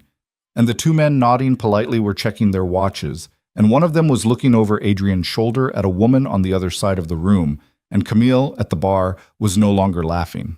Do you want to do this now? Roman said quietly. No. When? After his speech. Roman glanced at her. He's giving a speech? He always gives a speech at this one. He's on the committee. He gives the middle speech every year. It's his favorite thing in the calendar. How do you know he's still on the committee? Because I looked. Roman smiled very faintly at the floor. Okay, he said, after the speech. They stepped back. They took 2 glasses of champagne from a passing waiter. Vivian did not drink hers. She held it because her hands needed something to do, just like they had needed something to do in Teresa's kitchen 4 years earlier. A woman in gold approached them. She was the wife of someone in the philanthropic world. Vivian remembered her vaguely. The woman did not recognize her. The woman introduced herself to Roman, who was polite. The woman said a few things about a charity she was involved with. The woman asked if the Versettis would be interested in attending an event the following month. Roman said he would have his office get back to her. The woman drifted away. Across the room, at the window, Adrian Cole finally turned and scanned the crowd, the way he used to scan a crowd, looking, always, for the next person who could be useful to him, looking for the next hand to shake. And his eyes passed over Vivian without stopping. Without stopping. The man she had been married to for 11 years. The man who had stood on a stage and told 300 people she was not enough. His eyes passed over her like she was a lamp. Something in her, something small and mean that she had carried for a long time and had not fully named, came loose. It was not triumph. It was softer than triumph. It was the feeling, she thought, of taking off a shoe that had been too tight for years and only realizing, once it was off, that it had been too tight. He didn't see me, she said quietly. He saw you. He just didn't know what he was looking at. That's the same thing as not seeing me. No, it isn't. She looked at Roman. Trust me, he said. It's not. The speeches began at 9. The chairman of the committee, a man with a very loud laugh, spoke first. He was boring. He knew he was boring. He kept apologizing for being boring. The room laughed politely. Vivian sipped her water. Adrian went second. He took the stage. He adjusted the microphone. He looked in the spotlight exactly like a man who had spent the last 3 weeks receiving phone calls that were not being returned. His face was shiny. He'd had one too many whiskeys. The edge of his collar was damp. But he was still Adrian Cole. He still had the voice. When he started to talk, the room, against its better judgment, tilted toward him. Friends, he said. Good evening. A few scattered good evenings. It is an honor, as always, to stand in front of you on behalf of the Belfort Committee. He talked for 4 minutes. He talked about the good work the committee had done over the past year. He talked about children in a city across the ocean, some of whose faces were on a slideshow behind him, and he talked about the difference their donations had made. And he talked about how moved he had been when he had visited those children personally last February, a trip he had not actually taken, a trip that had been a weekend in a golf resort 2 states over with Camille, a fact Vivian knew because Jean had handed her the receipts 4 months ago, and Sophia had verified them with the resort. He got to the part about challenging everyone in the room to give more. And then he stopped. He stopped talking and he squinted, out into the room, at a table near the back. Vivian realized, a half-second later, that he was squinting at her. Not at her exactly. At something about her. Some small thing in the tilt of her head, maybe. Some small thing in the shape of the jaw. His eyes had found her by accident. She had not moved. She had not made any effort to be seen. And they had snagged on her like a nail on a piece of silk. He frowned. The room, which was not stupid, noticed the pause. The room leaned in, a little. He opened his mouth. He closed it. He looked down at his notes. He looked back up. He spoke again, but his voice had changed. It was not booming anymore. It was dry. He said, thank you all. Thank you for your, I'd like to thank, and he stumbled through the closing line of a speech he had given 100 times, a line about lifting each other up, a line he had been proud of once, and he did not finish it. He handed the microphone back to the chairman. He stepped off the stage. He did not look in her direction again, but she could see from across the room the back of his neck was red. Roman beside her shifted his weight. He saw something, he said. He saw something. He doesn't know what yet. No, but he will. When? Now. She set her water glass down on the table beside her, very gently. She looked up at Roman. "Walk with me," she said. He walked with her. They did not cut across the ballroom. They moved through it the way Roman always moved through a room, along the edges. Unhurried, not visibly aimed at anything. They passed a table. They passed a waiter. They passed a senator Vivian had once sat next to at dinner, who did not recognize her, and who did not recognize Roman either, because Roman did not move in his circles and did not want to. Adrian was back at the small round table near the window. He had a fresh whiskey. Camille was next to him now. She was saying something in his ear in a low voice, and he was not listening to her. He was staring down into his glass, and he was frowning at nothing. Vivian stopped about 10 feet away. She waited. It took him about 4 seconds. He felt her. People feel people. He lifted his head and he found her across those 10 feet, and this time his eyes did not slide off. The color came out of his face from the top down. She watched it. The forehead first, then the cheeks, then the jaw. By the time it got to his mouth was open. Camille, beside him, followed his gaze, confused. He said something. It was so quiet she almost didn't hear it. "No." "Hello, Adrian." "No." Camille said, "Adrian, what?" "No." He took a step back. His hip bumped the table. The whiskey glass tipped and did not fall. Somebody's hand, a stranger's, caught it automatically. Adrian did not notice. He was looking at Vivian. His mouth was still open. "Vivian," he said. "Yes." "Vivian." "Yes, Adrian." "It's you." He did not seem to be able to finish a sentence. His face was doing a thing she had never seen his face do in 11 years of marriage. It was going through expressions the way a slot machine goes through symbols, one after the other, none of them settling. Camille, who was quicker on her feet than her husband, turned and looked at Vivian properly for the first time. She took her in. She took in Roman, behind her. Something tightened in Camille's face. "I'm sorry," Camille said carefully. "Have we?" "We have," Vivian said. "I don't—" "Camille." Vivian's voice was very calm. "You met me once. At a party. You wore red. You told me you had heard so much about me. I told you I hoped my husband would be to you everything he had been to me." There was a moment. Camille's face went a bad color. "Vivian," Camille said. "Yeah." "Oh my, yes." Camille took an instinctive step sideways, away from Adrian, which was, Vivian thought, a detail she would remember later and take some private satisfaction in. Camille, even in that instant, had known enough to pull her body away from his. Adrian finally found a word.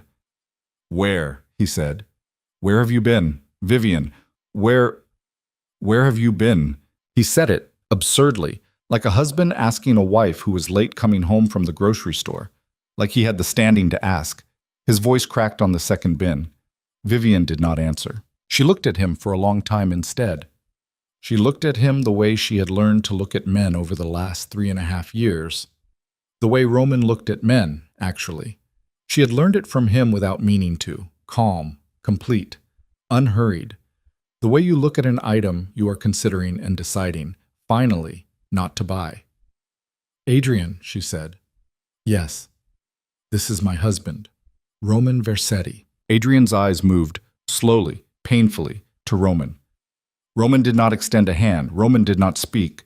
Roman looked at Adrian Cole the way Roman Versetti looked at all men he did not respect, which was the way a person looks at a piece of furniture they are thinking about having moved out of a room. "We wanted to introduce ourselves," Vivian said, "before the end of the evening, because I think there are some things happening in your business right now that you don't fully understand yet, and I thought it would be kinder for you to understand them with a face attached."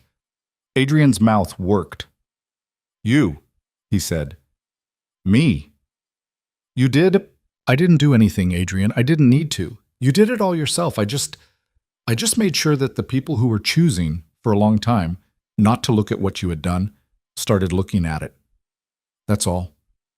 I made some phone calls. Roman made some phone calls. Sophia, you don't know Sophia. Sophia made some phone calls. And the room where your empire used to be standing, it has been emptying out, Adrian, for 3 weeks now. Because when people look at you properly, which none of them had in a very long time, it turns out there's nothing there. Vivian, I'm not finished." He closed his mouth. "I'm not here to ruin you. she said. You ruined yourself. I'm here because I wanted you to know it was me. I wanted you to know that the woman you walked onto a stage and humiliated in front of 300 people, the woman you told everyone wanted different things, that woman did not die, Adrian. She did not go away. She did not slink into a corner and become small. She became someone else. She became this. And what she has now and who she has now is so far beyond what you could ever have given her that it is almost funny, Adrian, that you thought you were the best she could do. His eyes filled. She was not moved by that. It surprised her. She had thought in the planning that if he cried, she would feel something. She did not feel anything. She felt the way you feel when a storm you were afraid of turns out to be mostly wind. Vivian, he said, please. No. You don't understand the company, the accounts, I understand perfectly. If we could talk, Adrian, look at me. He looked at her. I do not want to talk. I do not want an apology. I do not want a piece of what you had. I don't need a piece of what you had. What you had was never as much as you thought it was, and what I have now is more than I ever thought was possible. I came here for one reason. I wanted you to see my face tonight, and I wanted you to understand that every bad thing that happens to you, starting now, every phone call that isn't returned, every loan that gets recalled, every article that runs, every friend who suddenly has a conflict, I wanted you to understand that none of it is bad luck. It is accounting. It is a ledger being balanced.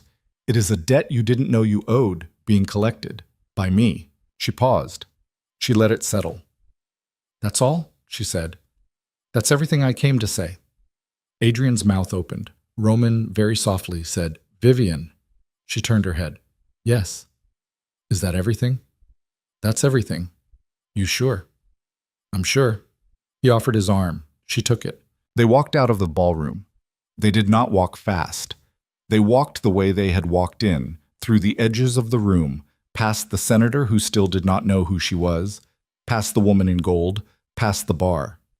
Behind them, at the little round table by the window, a man who had once been Adrian Cole sank down into a chair that somebody, a kind stranger, pushed under him, and his new wife stood a careful foot away from him and did not touch him. And the ballroom resumed its murmur the way ballrooms do, because most of the room had not seen any of it, had only seen, at most, a woman in a red dress leaning in to speak quietly to a couple near the window, which was the kind of thing that happened at these events all the time. In the car, driving back through the cold streets of a city that had once been hers, Vivian put her head against Roman's shoulder and did not speak for a long time. Then she said very quietly, I thought I would feel something. You don't feel anything? I feel a little lighter. That's it. I thought I'd feel, I don't know what I thought. You thought it would be bigger. I thought it would be bigger. Roman did not answer for a while.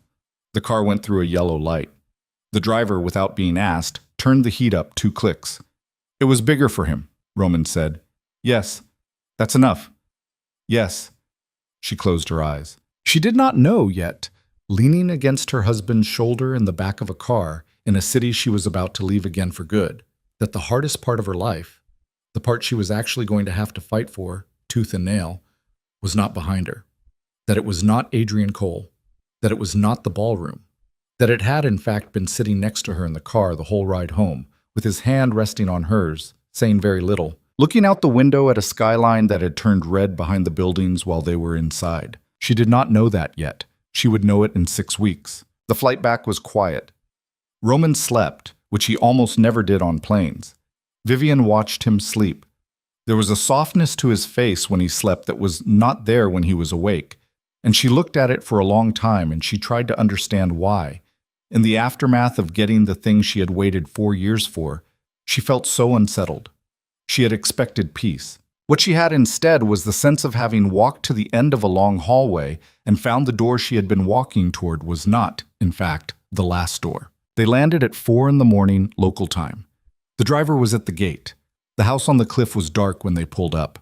Roman carried her bag in, because he always did, and he made her a cup of tea because she always wanted one after a long flight. And then he said, I'm going to bed. And he did. She sat on the porch instead. The stars were out. The ocean was loud.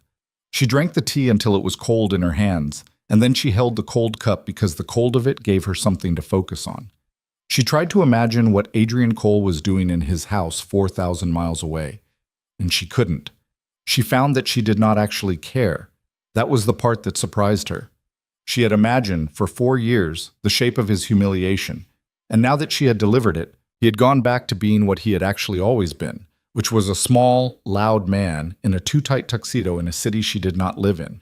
Not a villain, not a mountain, just a man. She was, it turned out, going to be all right about Adrian Cole. What she was not going to be all right about was what came next. The first crack came 2 weeks after they got back. It was a Tuesday. Roman did not come home for dinner. That was not, in itself, unusual. Roman sometimes did not come home for dinner, and there was an understanding between them that she did not ask where he had been, and he did not volunteer where he had been, and this understanding had worked for almost 3 years. She had built a life around it. She had told herself over and over that she had signed up for it on purpose. Eyes open. No surprises. But that Tuesday, at 11:30 at night, he came in through the kitchen door, and he did not turn the light on, and she heard him go to the sink and wash his hands for a long time. She heard the water run. She heard it stop. She heard him wash them again. She got up and went to the doorway. Roman. He flinched very slightly at her voice. He did not turn around. You're awake. I was reading. What are you doing? Washing my hands. For 20 minutes? It hasn't been 20 minutes. It has, actually. I've been listening. He was quiet for a long moment. He turned off the water. He stood there with his back to her, with his hands dripping on the mat. I'm fine, Viv. Is somebody dead? No. Is somebody hurt? No. Then why are you washing your hands like... Viv, please. She stopped. He had said her name, the short name, the one he only used when he was tired or when he was trying to get her to let him go. And there had been something in his voice she had not heard before. Not anger. Anger she could have worked with. Something more like shame. And Roman Vercetti did not do shame. Roman Vercetti had, 2 years ago, told her calmly that shame was a thing men used to avoid looking at what they'd done. And he did not believe in avoiding looking at what he'd done. He believed in doing it and then carrying it. And that was the difference, he said, between a man and a child. That Tuesday night, he had the voice of a child. She did not push. She said, "Come to bed when you can." And she went back to the bedroom, and she did not sleep. And at 4 in the morning, he still had not come. And when she went out into the living room, there he was, on the couch, still in his clothes, not asleep, looking at the ceiling. She sat down in the chair across from him. "Tell me," she said. He did not look at her. "It's nothing you need to carry." "Roman." "Vivian." "I am your wife. I run half your books. I sat next to you in a car last month while you helped me end a man. Don't insult me by deciding what I can and can't carry." He closed his eyes. "Fine," he said. "Fine? Fine. I'll tell you. Not tonight, tomorrow, after I sleep. I'll tell you tomorrow." He did not tell her the next day either. He did not tell her that week.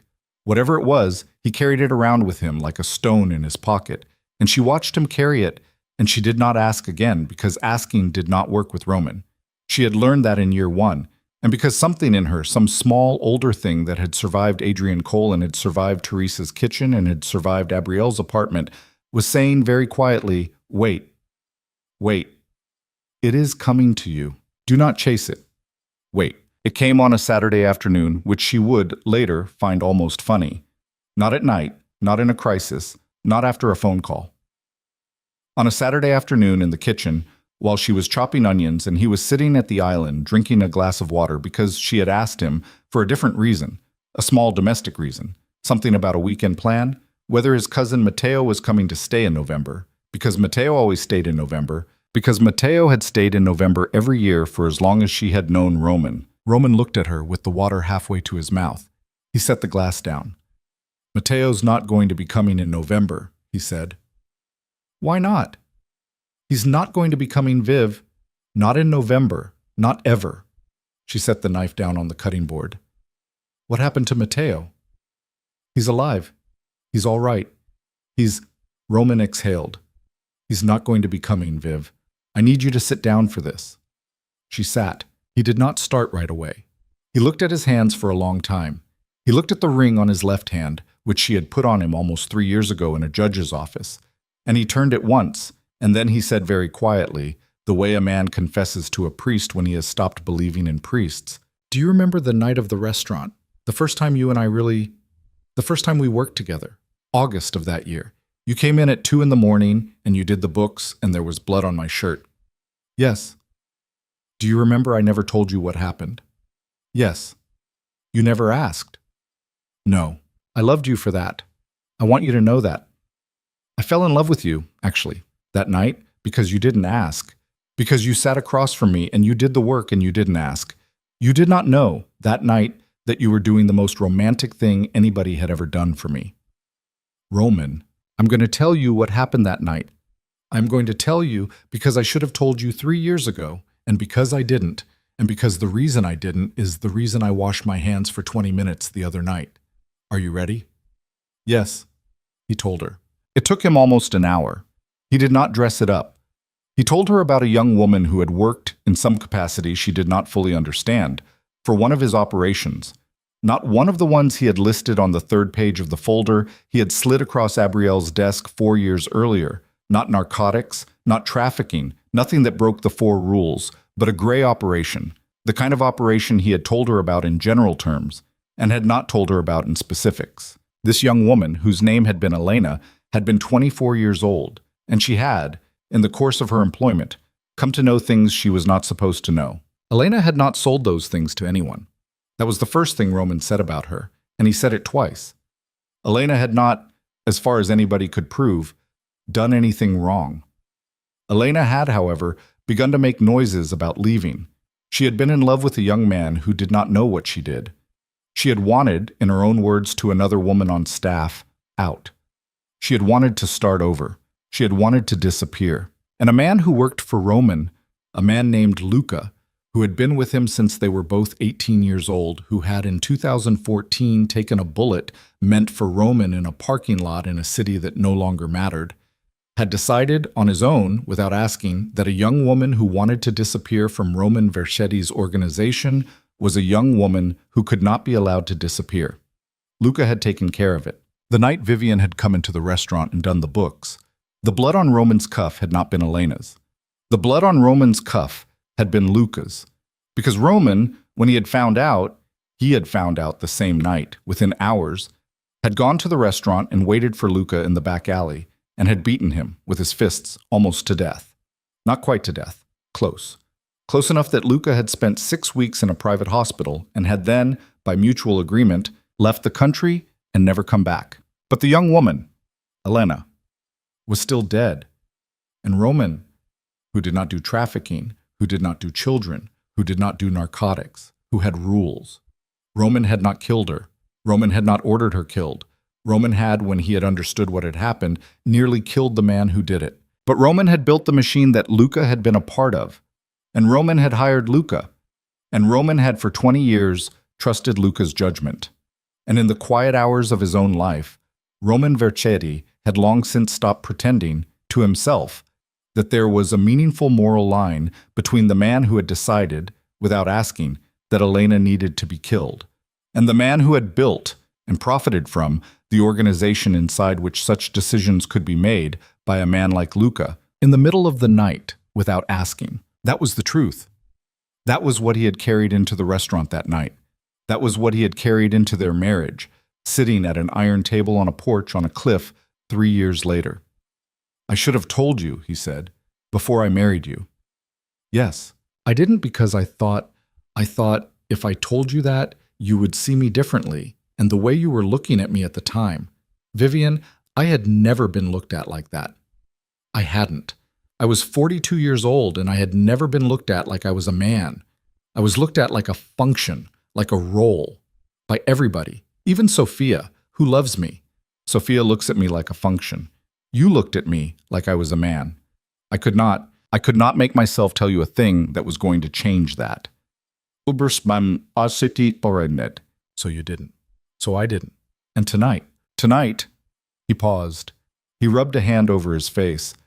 Tonight I washed my hands for a long time because something happened in a different city with a different man that was not the same. Not the same at all, but close enough that I stood in an alley 2 nights ago and I looked at the man and I thought, Luca would have handled this. And I understood, standing there, that I had thought that thought 1,000 times over the last 5 years, and I had never before let myself notice I was thinking it. So I washed my hands. Was ich getgemt? What did you do in the alley? Tonight. I let him go. The man. I let him go. I told him to be out of the city by morning. He'll be out of the city by morning. And is that... It's not enough, Viv. It's not enough, and I know it. But it's the first time I did a thing that wasn't what Luca would have done, and I am trying to figure out what I am, now, if I am not a man who does what Luca would have done.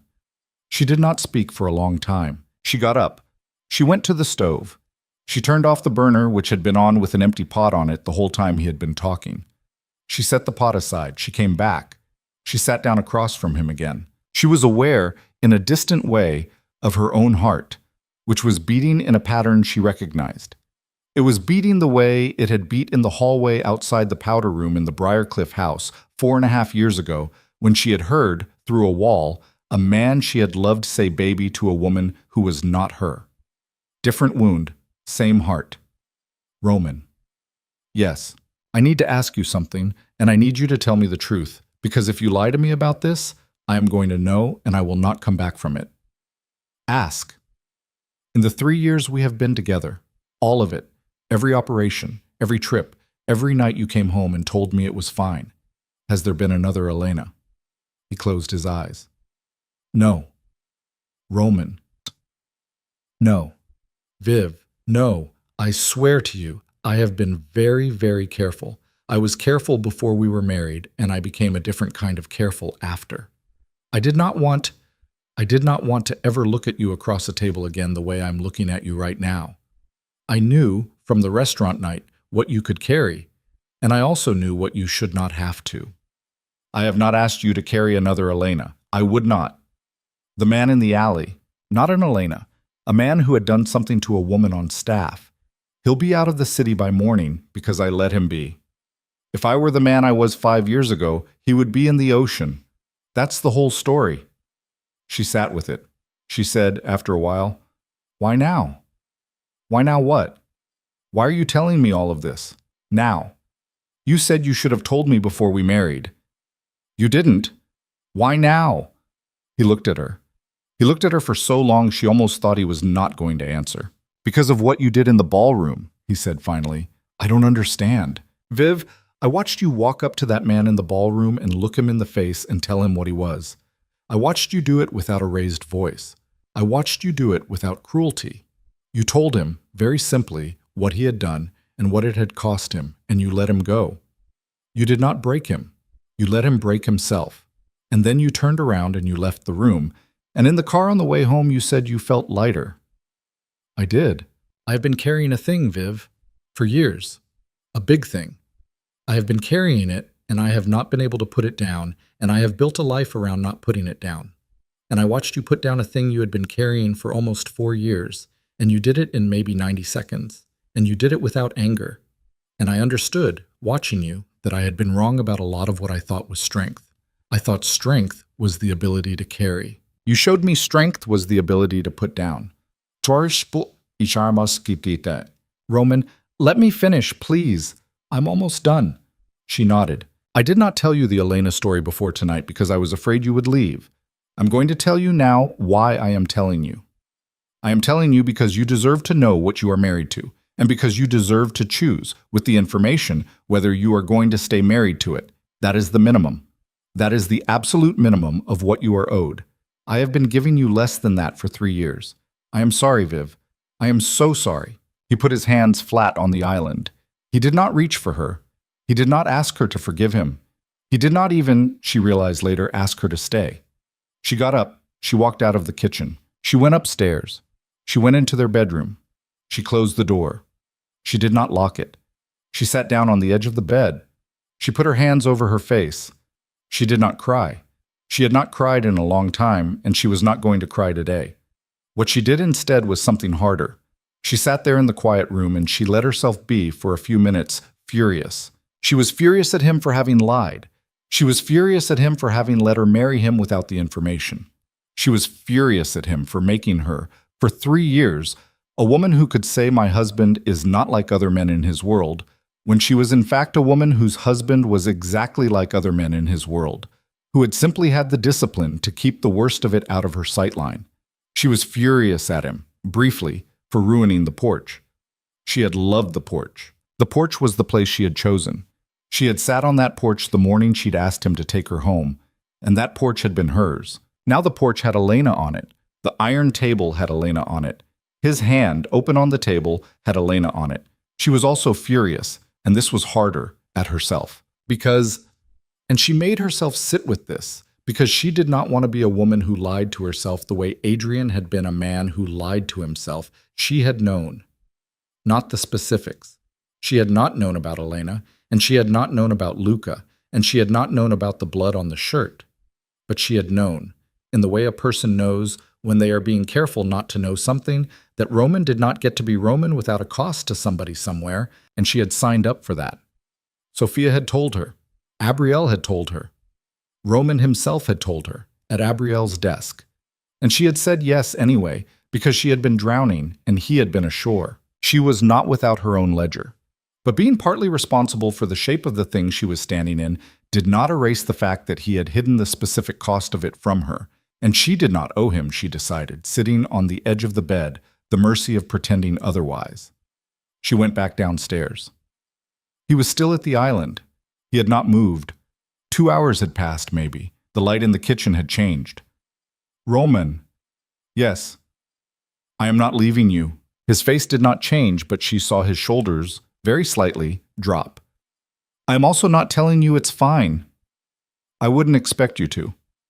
I need to say some things, and you need to hear them, and if you interrupt me even one time, I'm going to go upstairs and not come down until tomorrow. Okay. Okay. Sit down. He was already sitting. He adjusted his weight. She stood in front of him. She did not sit. 1. You were wrong about why you didn't tell me. You told me you didn't tell me because you were afraid I'd leave. That's half true. The other half is that you didn't tell me because you didn't want to have to look at yourself through my eyes. You wanted my eyes on you, but you wanted to choose which version of you my eyes were on. That's vain, Roman. That's the most vain thing about you, and I did not know, until tonight, that you had it in you. That's worse than the lying. The lying I understand. The vanity I am going to have to think about. He did not interrupt. 2. I do not want ever for there to be another one of these conversations. I do not mean that in the sense of do not do things that require these conversations. I mean that in the sense of if 5 years from now you are sitting at this island with another story you should have told me earlier, I'm going to walk out of this house and I am not going to come back. I'm telling you now because I want it to be fair. I want you to know. This is the only one of these I can hear. The next one ends us. Do you understand? I understand. 3. Luca. Yes. He's out of the country. He's out of the country. He's not going to come back. He was told very clearly. His wife is with him. He is alive. That is more mercy than I should have given him, and it is less mercy than his wife would have asked me for if she'd known what I was doing that night, and I live with both of those things. You are never going to tell me where he is. No, I'm not. Good. I don't want to know. But I want you to promise me, Roman, I want you to promise me that if I ever ask you again, tonight, tomorrow, 12 years from now, for any reason, whether something has happened in your organization, whether there is another Elena, whether there is something, anything that I should know, you will tell me, without me having to pull it out of you, without me having to sit across from you and wait 2 weeks. I promise. Say it. I promise, Vivian. I will tell you, without you having to ask. If a thing like that happens, I will tell you within a week. I will tell you in this kitchen. I will sit where I am sitting now, and I will tell you. I give you my word. 4, she said, and her voice here caught for the first time in the conversation, and she did not try to hide it because he deserved to see that it cost her. 4. The thing you said, about being looked at like a man. I want you to hear me on this, because it is the thing I am most angry about. And if I do not tell you I am most angry about it, I will be angry about it for the rest of our marriage, without knowing why. You do not get to use my look at you as a reason to hide from me. You don't. I looked at you like a man because you were a man in front of me, not because I was blind. I was not blind. I knew what I was marrying. I did not know the name Elena, and I did not know the detail of the shirt, and that is on you. But I knew, Roman. I knew in general.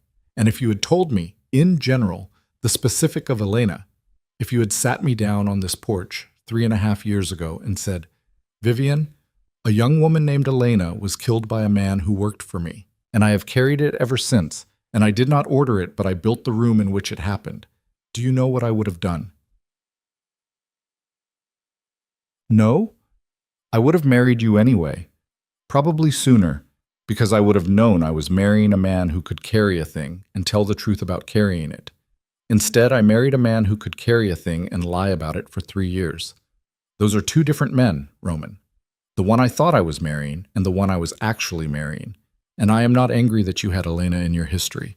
I am angry that you gave me a different husband than the one I would have chosen. He took a very long breath. I understand, he said. And then, quietly, you're right. I know I'm right. You are right, and I don't know how to fix the 3 years. You don't fix them. You don't get to fix them. You did them. They happened. What you do is, from now on, you stop being the man I thought I was marrying, and you start being the man I would actually have chosen. And you do that in the small ways, every day, for a long time, without expecting me to notice. And one day, years from now, I will notice, and I will tell you. But you do not get to ask me when. You do not get to check in on my forgiveness. You do not get to treat it like a wound you can bandage with flowers. You do the work, quietly, the way you do everything else you care about. Do you understand? Yes. Say it. I do the work, quietly. I don't ask. I don't check. I don't expect. I do it because it is the right way to be married to you, not because it earns me anything. Yes. Yes. Good. She sat down, finally, on the stool across from him. Her legs were shaking, a little, although she had not cried and had not raised her voice. Her body was processing the adrenaline of a fight she had not technically had with anybody.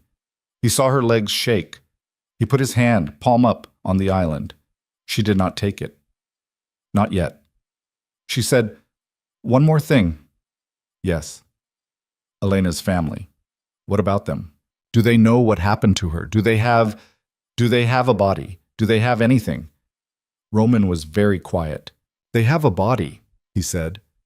They were told she had been in an accident on a stretch of road where accidents happen. They have a grave. I paid for it through channels. I pay, every year, on her birthday, money into an account in her mother's name.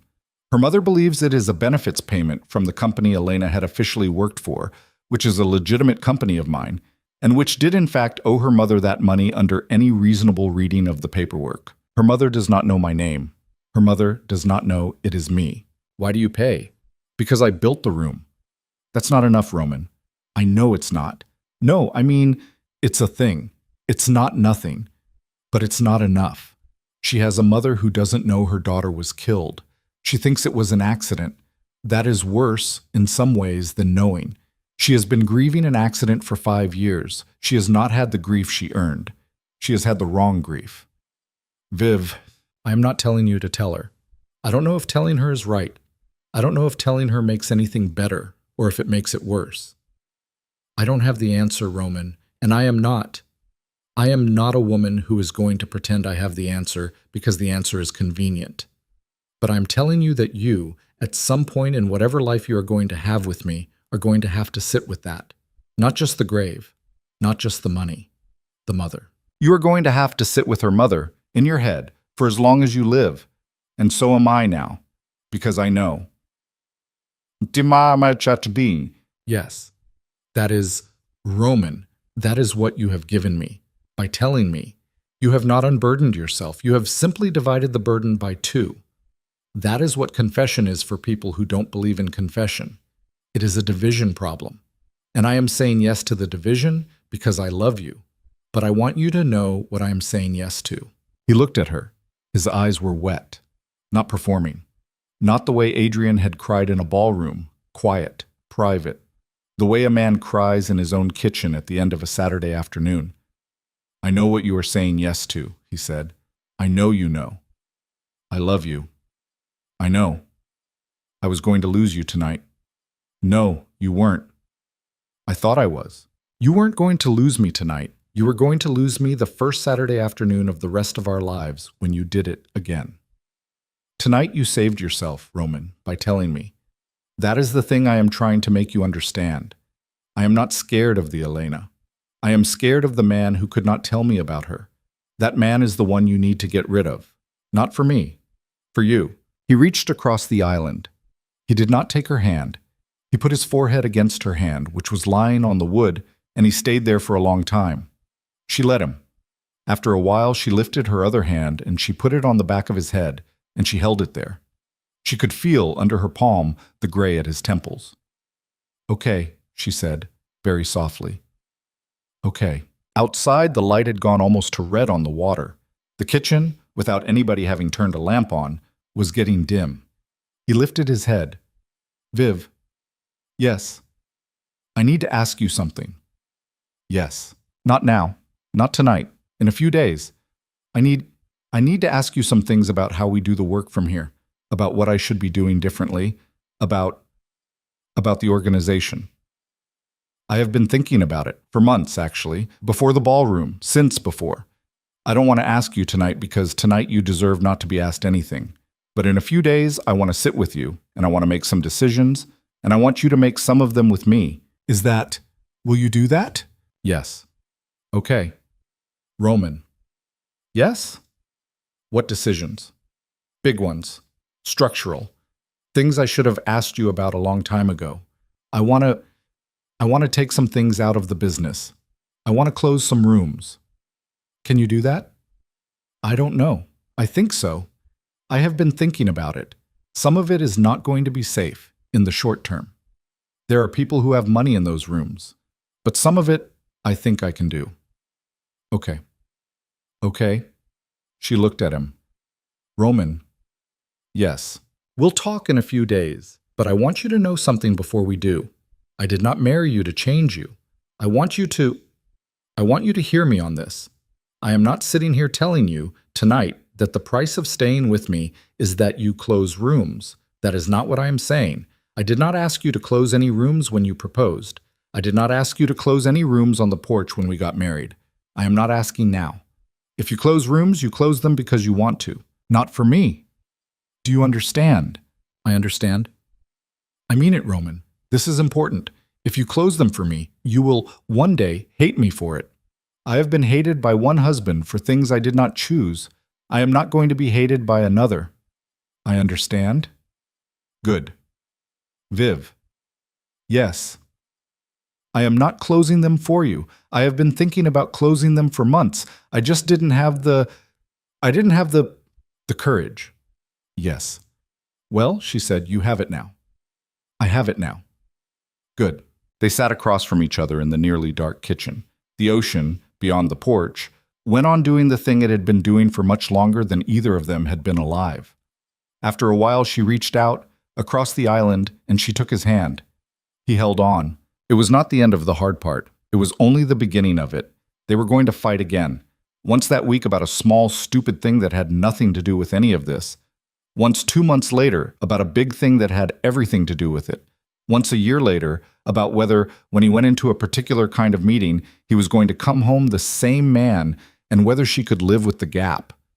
They were going to learn, slowly, how to be married as the people they actually were rather than the people they had presented themselves as. But on that particular Saturday, in that particular kitchen, as the water in the bay turned from red to black, Vivian Verchetti sat holding her husband's hand in the dimming light, and she understood that the thing she had walked back into that ballroom to settle was not, in fact, the hardest thing she was ever going to settle with a man.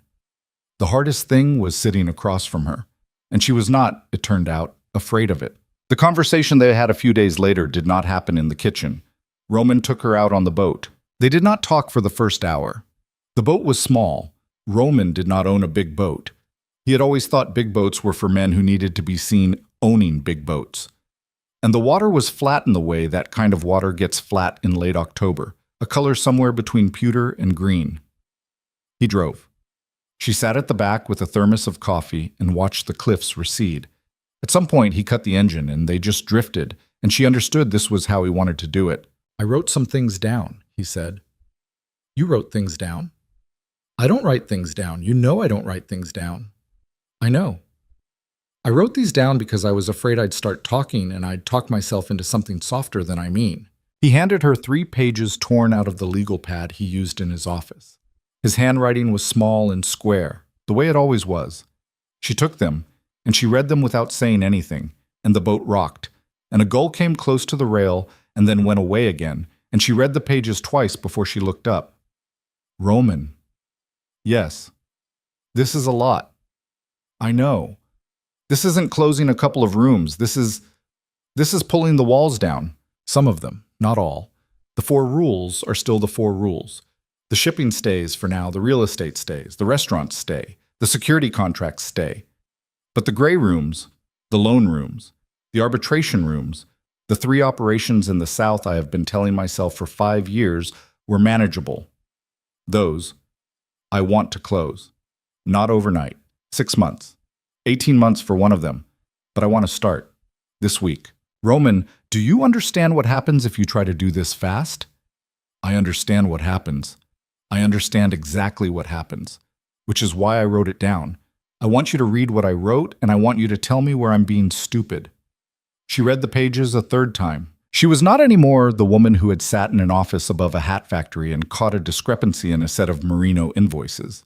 She had, over 4 years, become something else. A woman who read operational plans the way other people read novels, who could see in a 3-page outline where a man had lied to himself.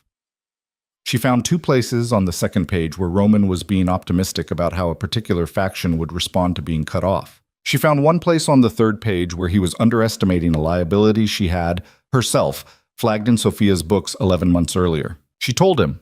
He listened. "Okay," he said when she was done. 2 of those I agree with. The 3rd, I want to push back on, because I think you're being careful where I need you to be sharp." "Fine. Push back." He pushed back.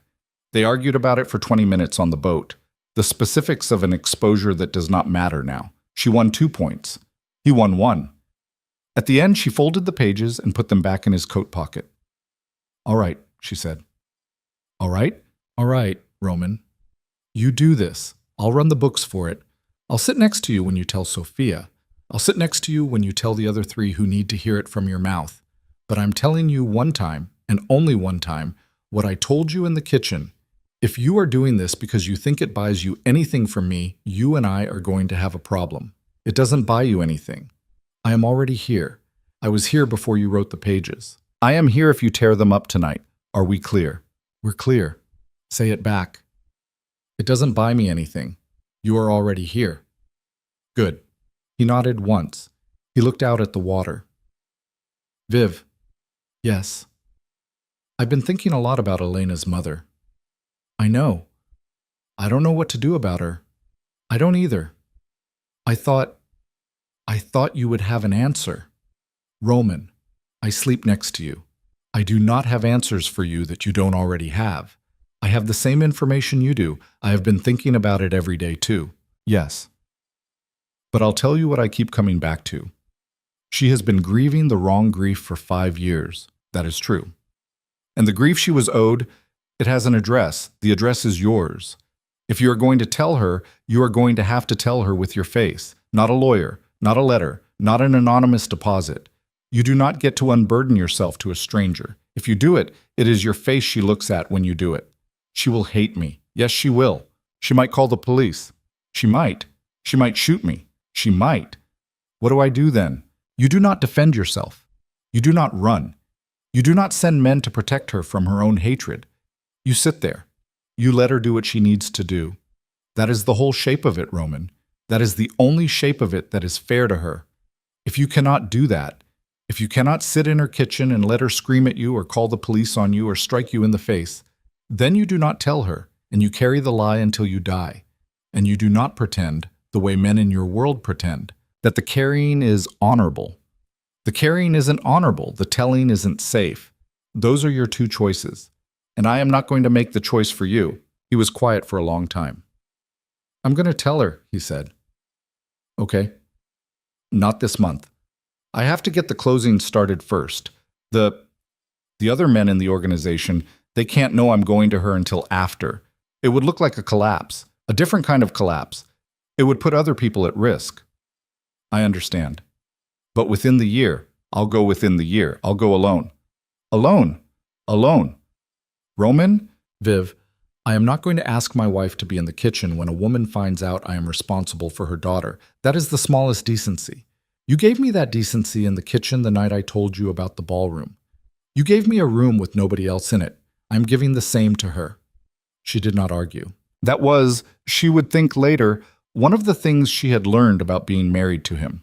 There were moments when she was right and she pushed, and there were moments when he was right and she did not. Roman's closings took 14 months. They were not clean. There was one very bad week in February when an older man in another city whose name had been on the first page of the folder Roman had slid across Abrielle's desk years earlier, a name Vivian had, for a long time, simply called the friend in her own notes, decided that Roman was making a mistake that would make him unpredictable, and that unpredictable was a thing that could be dangerous to other people's money. The friend made phone calls. 2 of them were to men who worked for Roman. Both men came to Roman first, which Sophia later said was perhaps the single clearest sign of how different Roman's operation had become from the world it had started in. Because if it had been 5 years earlier, she said, at least one of them would have gone to the friend and not to Roman. Roman went to see the friend in person. Vivian did not go. She stayed at the house on the cliff for 3 days, and she did not sleep well. And Sophia came and stayed in the guest room, and they played cards every night at the kitchen island until 2 in the morning, and they did not talk about where Roman was, because there was nothing to say about it. He came back on the 4th day with a cut on his eyebrow and no other visible damage, and he said the friend had agreed, with some regret, to leave him alone, and the friend had also, in the course of the conversation, said some things that reminded Roman why he was closing the rooms to begin with. "What things?" Vivian asked. "He said I was going soft because of a woman." "Oh." "I told him I was going soft because I had, finally, met a woman worth being soft in front of, and that if that was going soft, then every man he had ever admired had been, at some point, soft, and had just had the good sense not to admit it to him." "And he said?" "He said I had always had a mouth on me, and he poured me a drink, and then he told me a story about his first wife, who died in 1987, that I had never heard him tell before. And at the end of the story, he told me to go home to you, and that if he heard I had made a single false move with the pieces of the business I was keeping, he was going to take them from me. And I told him I'd earn that then day by day, and he said, 'You'd better.' And then I left." "Roman." "Yes. Is he going to take them from you?" "He's not going to take them from me. He's almost 80. He just needed to say it so he could sleep." She believed him. She had learned by then to read his face for the difference between the things he said because they were true and the things he said because he wanted them to be true. This was the first kind. 6 months after that, on a cold Tuesday afternoon in late spring, Roman got in a car alone and drove 600 miles north and sat in a kitchen with a woman named Adriana Rosales, who was Elena's mother, and he told her what had happened to her daughter. He was in that kitchen for almost 3 hours. He called Vivian from a motel parking lot afterward. His voice was hoarse, and he was not crying, but it sounded like he had been at some point and had stopped. "She didn't call the police, he said. "She didn't shoot me. She hit me twice, in the face, and then she sat down and she cried for a long time, and I sat across from her and I did not move. And then she asked me questions. She asked me questions for 2 hours. I answered all of them. I did not pretty anything up. I told her what I knew. I told her what I didn't know. I told her what I had done to the man who did it. I told her what I had done with the money I had been paying. She did not forgive me, Viv. I want you to know that. She did not tell me she forgave me. She told me she never wanted to see me again, and that I was never to contact her again, and that the money I had been paying she wanted put into a scholarship in Elena's name at the community college, Elena had gone to for one semester before all of this, and she wanted a report every year showing her where the money went, from a law firm, not from me. And she said at the end, when I was standing up, she said, "Thank you for coming here. Thank you for making me real." And I did not know what she meant, and I did not ask, because it was not my place to ask. And I drove here. And I am calling you. Vivian listened. "Come home," she said. "Okay." Roman. "Yes. You did the right thing. I am saying that to you one time. I am not going to say it again, because I do not want you to be a man who needs to be told he did the right thing. But I am saying it to you one time, because tonight you need to hear it. Okay? Come home." He came home. They did not live happily ever after. Nobody does. There was a period in the following year when Vivian went through something. She did not have a clean name for it, but she understood it, in retrospect, to be a delayed grief for the 11 years she had spent married to Adrian Cole, a grief she had postponed for most of a decade, and which her body finally, without asking her permission, collected. It came in waves. There were days when she could not get off the port. There were days when she was furious at Roman for things that were not Roman's fault, because he was the husband who was in front of her, and the husband she was actually angry at had been, by then, sued into something close to nothing in a divorce from Camille, and had moved to a condo in a southern state and had largely dropped off the map of people who mattered in the city that had once been hers. Roman did not take the fury personally. That was the part she was grateful for, in the end, more than almost anything else, that when she was bad at being married to him, he did not punish her for it. He made her coffee. He sat on the other side of the porch. He went for walks. He let her come to him when she was ready, and when she came, he did not make her explain. One morning, about 8 months into that bad stretch, she woke up and she was not angry anymore. She lay in bed and she tested it, the way a person tests a tooth that has been hurting. She thought about Adrian. She thought about the ballroom. She thought about the champagne-colored dress she had thrown in a trash can in an airport. Nothing. A small ache, the way an old brake aches when the weather is changing. But no fire. She got up. She went downstairs. Roman was at the kitchen island reading a newspaper. "Hi," she said. He looked up. "Hi. I think I'm done." He did not ask with what. He understood.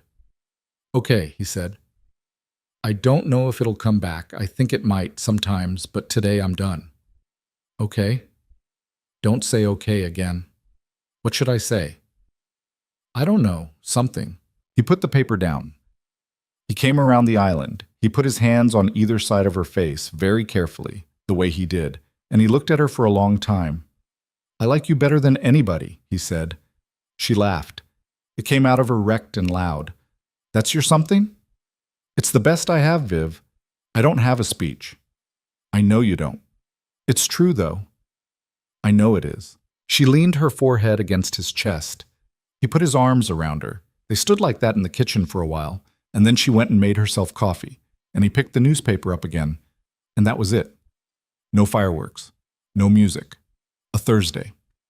2 years after the night of the fundraiser, Vivian went to see her mother. She had been in touch with her mother, carefully, for almost 18 months by then. The first conversation had been a phone call, which had lasted 4 minutes, and during which her mother had cried and called her a terrible child, and then said she loved her and then hung up without saying goodbye. The second call had lasted an hour. The third had lasted 3. By the time Vivian flew to Fort Lauderdale, they had been talking on the phone every Sunday for over a year, and her mother had been, slowly, meeting the new Vivian in increments. Her mother opened the door to her condo and looked at her daughter for a long moment and said, "You got skinny." "Mom." "You did. You got skinny. Come in. I made too much food. I knew I would make too much food, and I did it anyway." Roman was standing behind her on the walkway. He had not wanted to crowd the reunion. He had offered to wait in the car. Vivian had refused. Her mother took him in. Her mother had, over a year of phone calls, formed her own opinion of Roman, an opinion she had mostly kept to herself. "You," her mother said. "Me," Roman said. "You are older than I pictured." "I apologize." "Don't apologize. It's fine. Come in. Take off your shoes." "I have slippers." He took off his shoes. He put on the slippers. They were too small. He wore them anyway for 4 hours without comment, and her mother noticed. And later, in the kitchen, drying a plate with a dish towel, her mother said to Vivian very quietly, "All right, he's okay. Don't tell him I said so." "I won't. I had a whole speech." "I know you did.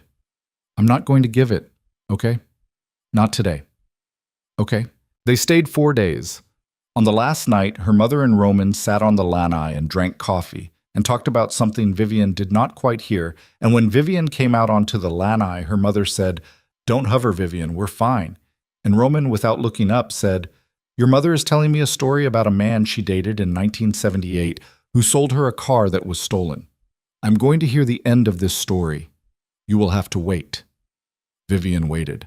Her mother, after everything, lived another 11 years. She came to visit them on the cliff twice a year for the rest of her life.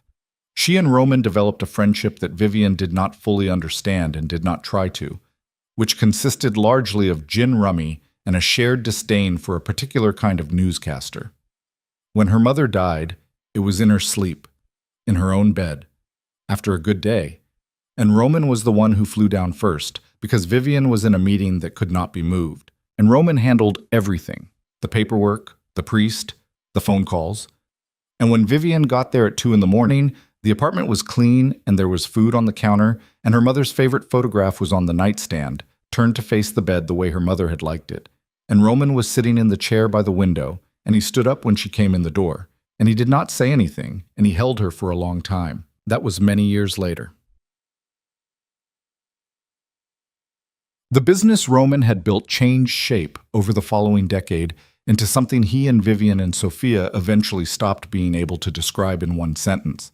A large part of it was, by any reasonable definition, legal. Another part was gray. A smaller part over the years got smaller still. Roman never pretended to become a clean man. He did not write a memoir. He did not give a speech. He did not make a show of his reform because he was not reformed, not in the way that word is used by people who like tidy stories. He had been, at 30, a man with rules. He had, at 45, found that his rules were not as clean as he had told himself. He had, at 50, begun the long, patient work of tightening them. By 60, he had a life that his 18-year-old self would not have recognized and would have, probably, called weak. He did not care. His 18-year-old self had been, he said to Vivian once, a boy. A boy should not be consulted about how a man lives. He went once in the 6th year to a grave in a town he had never told Vivian the name of. He told her, when he got back, only that he had gone. She did not ask what he had said. She understood by then that there were rooms she had been given keys to and rooms she had not, and the dignity of the marriage was in knowing which was which. Vivian, for her part, built a thing of her own. She had not, for a long time, wanted a thing of her own. The wound from the Cole Hale years had been so specific that for most of a decade the idea of a company with her name on it made her physically tired. But in the 6th year after the ballroom, Sophia, who was by then nearly 70 and was, reluctantly, beginning to think about retiring, although she would not use the word, sat across from her one afternoon and said, "Vivian, you are wasted doing only what you do for us. You need to take something that is yours. I don't want a company. I didn't say a company. I said a thing. Make a thing. You have money, and you have time, and you have a brain that is going to eat itself if you don't feed it." What Vivian made over the next 3 years was a small consulting firm that specialized in, of all things, forensic bookkeeping. The same work she had been doing since Rhoda's dentist office, but expanded, sharpened, and put on a sign. She took on clients other firms would not touch. She was very expensive. She was very quiet. Her firm, which she named after the street Teresa had lived on, a name nobody in her industry understood the reference to, and which she never explained, became, within 5 years, the kind of firm people hired when they did not want to be in the newspaper. She trained young women, mostly. She paid them more than other firms did. She did not let anybody work past 6.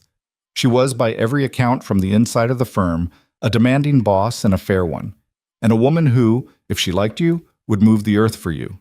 And if she did not like you, would tell you exactly why one time in private and then never mention it again. A reporter came to interview her, 11 years after the ballroom, for a long profile about what the reporter called in her pitch email, the quiet women who run the parts of the economy nobody is looking at.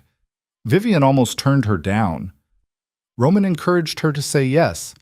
"You spent too long being invisible," he said over breakfast. "You don't owe anybody a story, but you are allowed to have one." She said yes. The profile ran. The reporter was good. The reporter did not uncover Vivian Hale. That part of her life was by then buried under enough paperwork and enough time that nobody would ever find it who did not already know to look. But the reporter did capture, in about 8,000 careful words, the shape of the woman Vivian had become. A photograph ran with it. She was in her office, in a gray sweater, no makeup, her hair short the way she had kept it since Teresa's kitchen.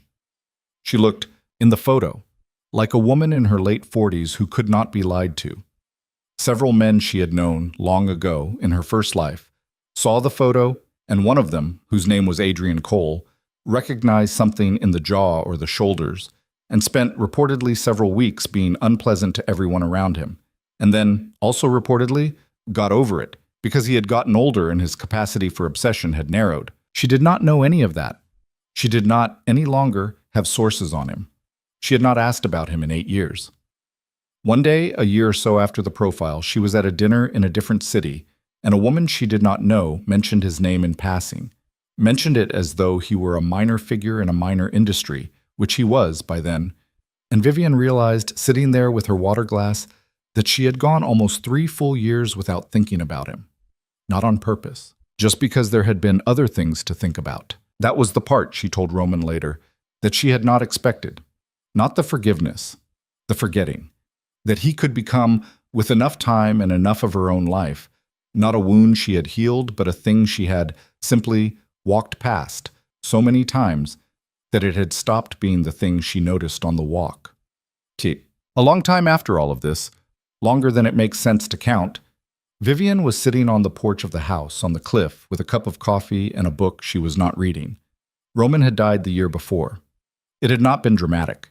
He had gone to sleep one night and had a bad morning, and by lunchtime he was in a hospital, and by the evening of the second day, he was not in a hospital anymore, and the funeral was small, and everybody who needed to be there had been there. And in the months afterward, she had felt, more than anything else, a very specific kind of quiet. The kind of quiet a room has when a large thing that had been running in the next room has been, finally, switched off. She missed him. That was not a complicated sentence. She missed him. But she was all right. She sat on the porch. The water was doing what water does. She thought about the night she had left the Briarcliff house with a single suitcase, and the morning in Teresa's kitchen with the scissors singing behind her, and the dentist's office in the town off the boardwalk, and the cold February night in Abrielle's office above the hat factory with a man standing on the other side of a desk, and the ballroom in the red dress with Roman's hand at her back. She thought about the Saturday afternoon in the kitchen when he had told her about Elena, and the phone call from the motel parking lot after he had told Adriana Rosales the truth, and the morning she had come downstairs and been, finally, done being angry. She was an old woman now. Her mother had been gone a long time. Teresa had been gone almost as long. Abrielle was still alive somehow. In a retirement community she complained about constantly on the phone. Sophia was gone. Marisol of the kitchen, Marisol of the suitcase, Marisol of the "you are going to be so okay that one day he is going to wake up in a cold sweat because of how okay you are." Marisol had lived into her 90s and had died in a bed Vivian had paid for. And Vivian had been holding her hand when she went. And it had been, Vivian thought, one of the great privileges of her life. She thought, sitting there with her cold coffee, about what she would say to herself if she could go back. To the 23-year-old girl in Queensgate who had married a loud, charming boy she had not really known. To the 34-year-old woman in the champagne dress on the staircase. To the stranger in Teresa's kitchen chair with the scissors behind her. She thought about it for a long time. She did not have a neat answer. She did not think there was a neat answer. But she thought, if she had to tell that girl anything, any of those girls, any of those women, she would say this: the worst thing a person can do to you is not to throw you away. The worst thing a person can do to you is to convince you, before they throw you away, that being thrown away is what you are for. That is the thing you have to survive. Not the ballroom, not the speech, not the suitcase, the voice they put in your head, over years, telling you that this was as big as you got. The work of the rest of your life, if you are lucky, is to get that voice out. Sometimes you get it out on a plane over the Atlantic. Sometimes you get it out in a kitchen above a laundromat. Sometimes you get it out in a cold office in a hat factory when a stranger who is not good and is not bad sits across from you and says, "I do not care who you were. I care who you are now." Sometimes it takes years. Sometimes it takes all of them. But you get it out piece by piece, by living, by doing the work, by making mistakes, by choosing people who are willing to be seen and willing to see you. And one day, without your noticing, it will be gone. And the quiet that is left in its place will not be empty. It will be yours. And the people who threw you away, they do not matter. Not because they were never real. They were real. They hurt you. You do not have to pretend otherwise, but they are not, in the end, the story. You are the story. The suitcase is the story. The stranger's kitchen is the story. The scissors are the story. The cold office is the story. The man who was not good and was not bad, who loved you anyway and let you teach him what he had not been able to teach himself, is the story. The years after are the story.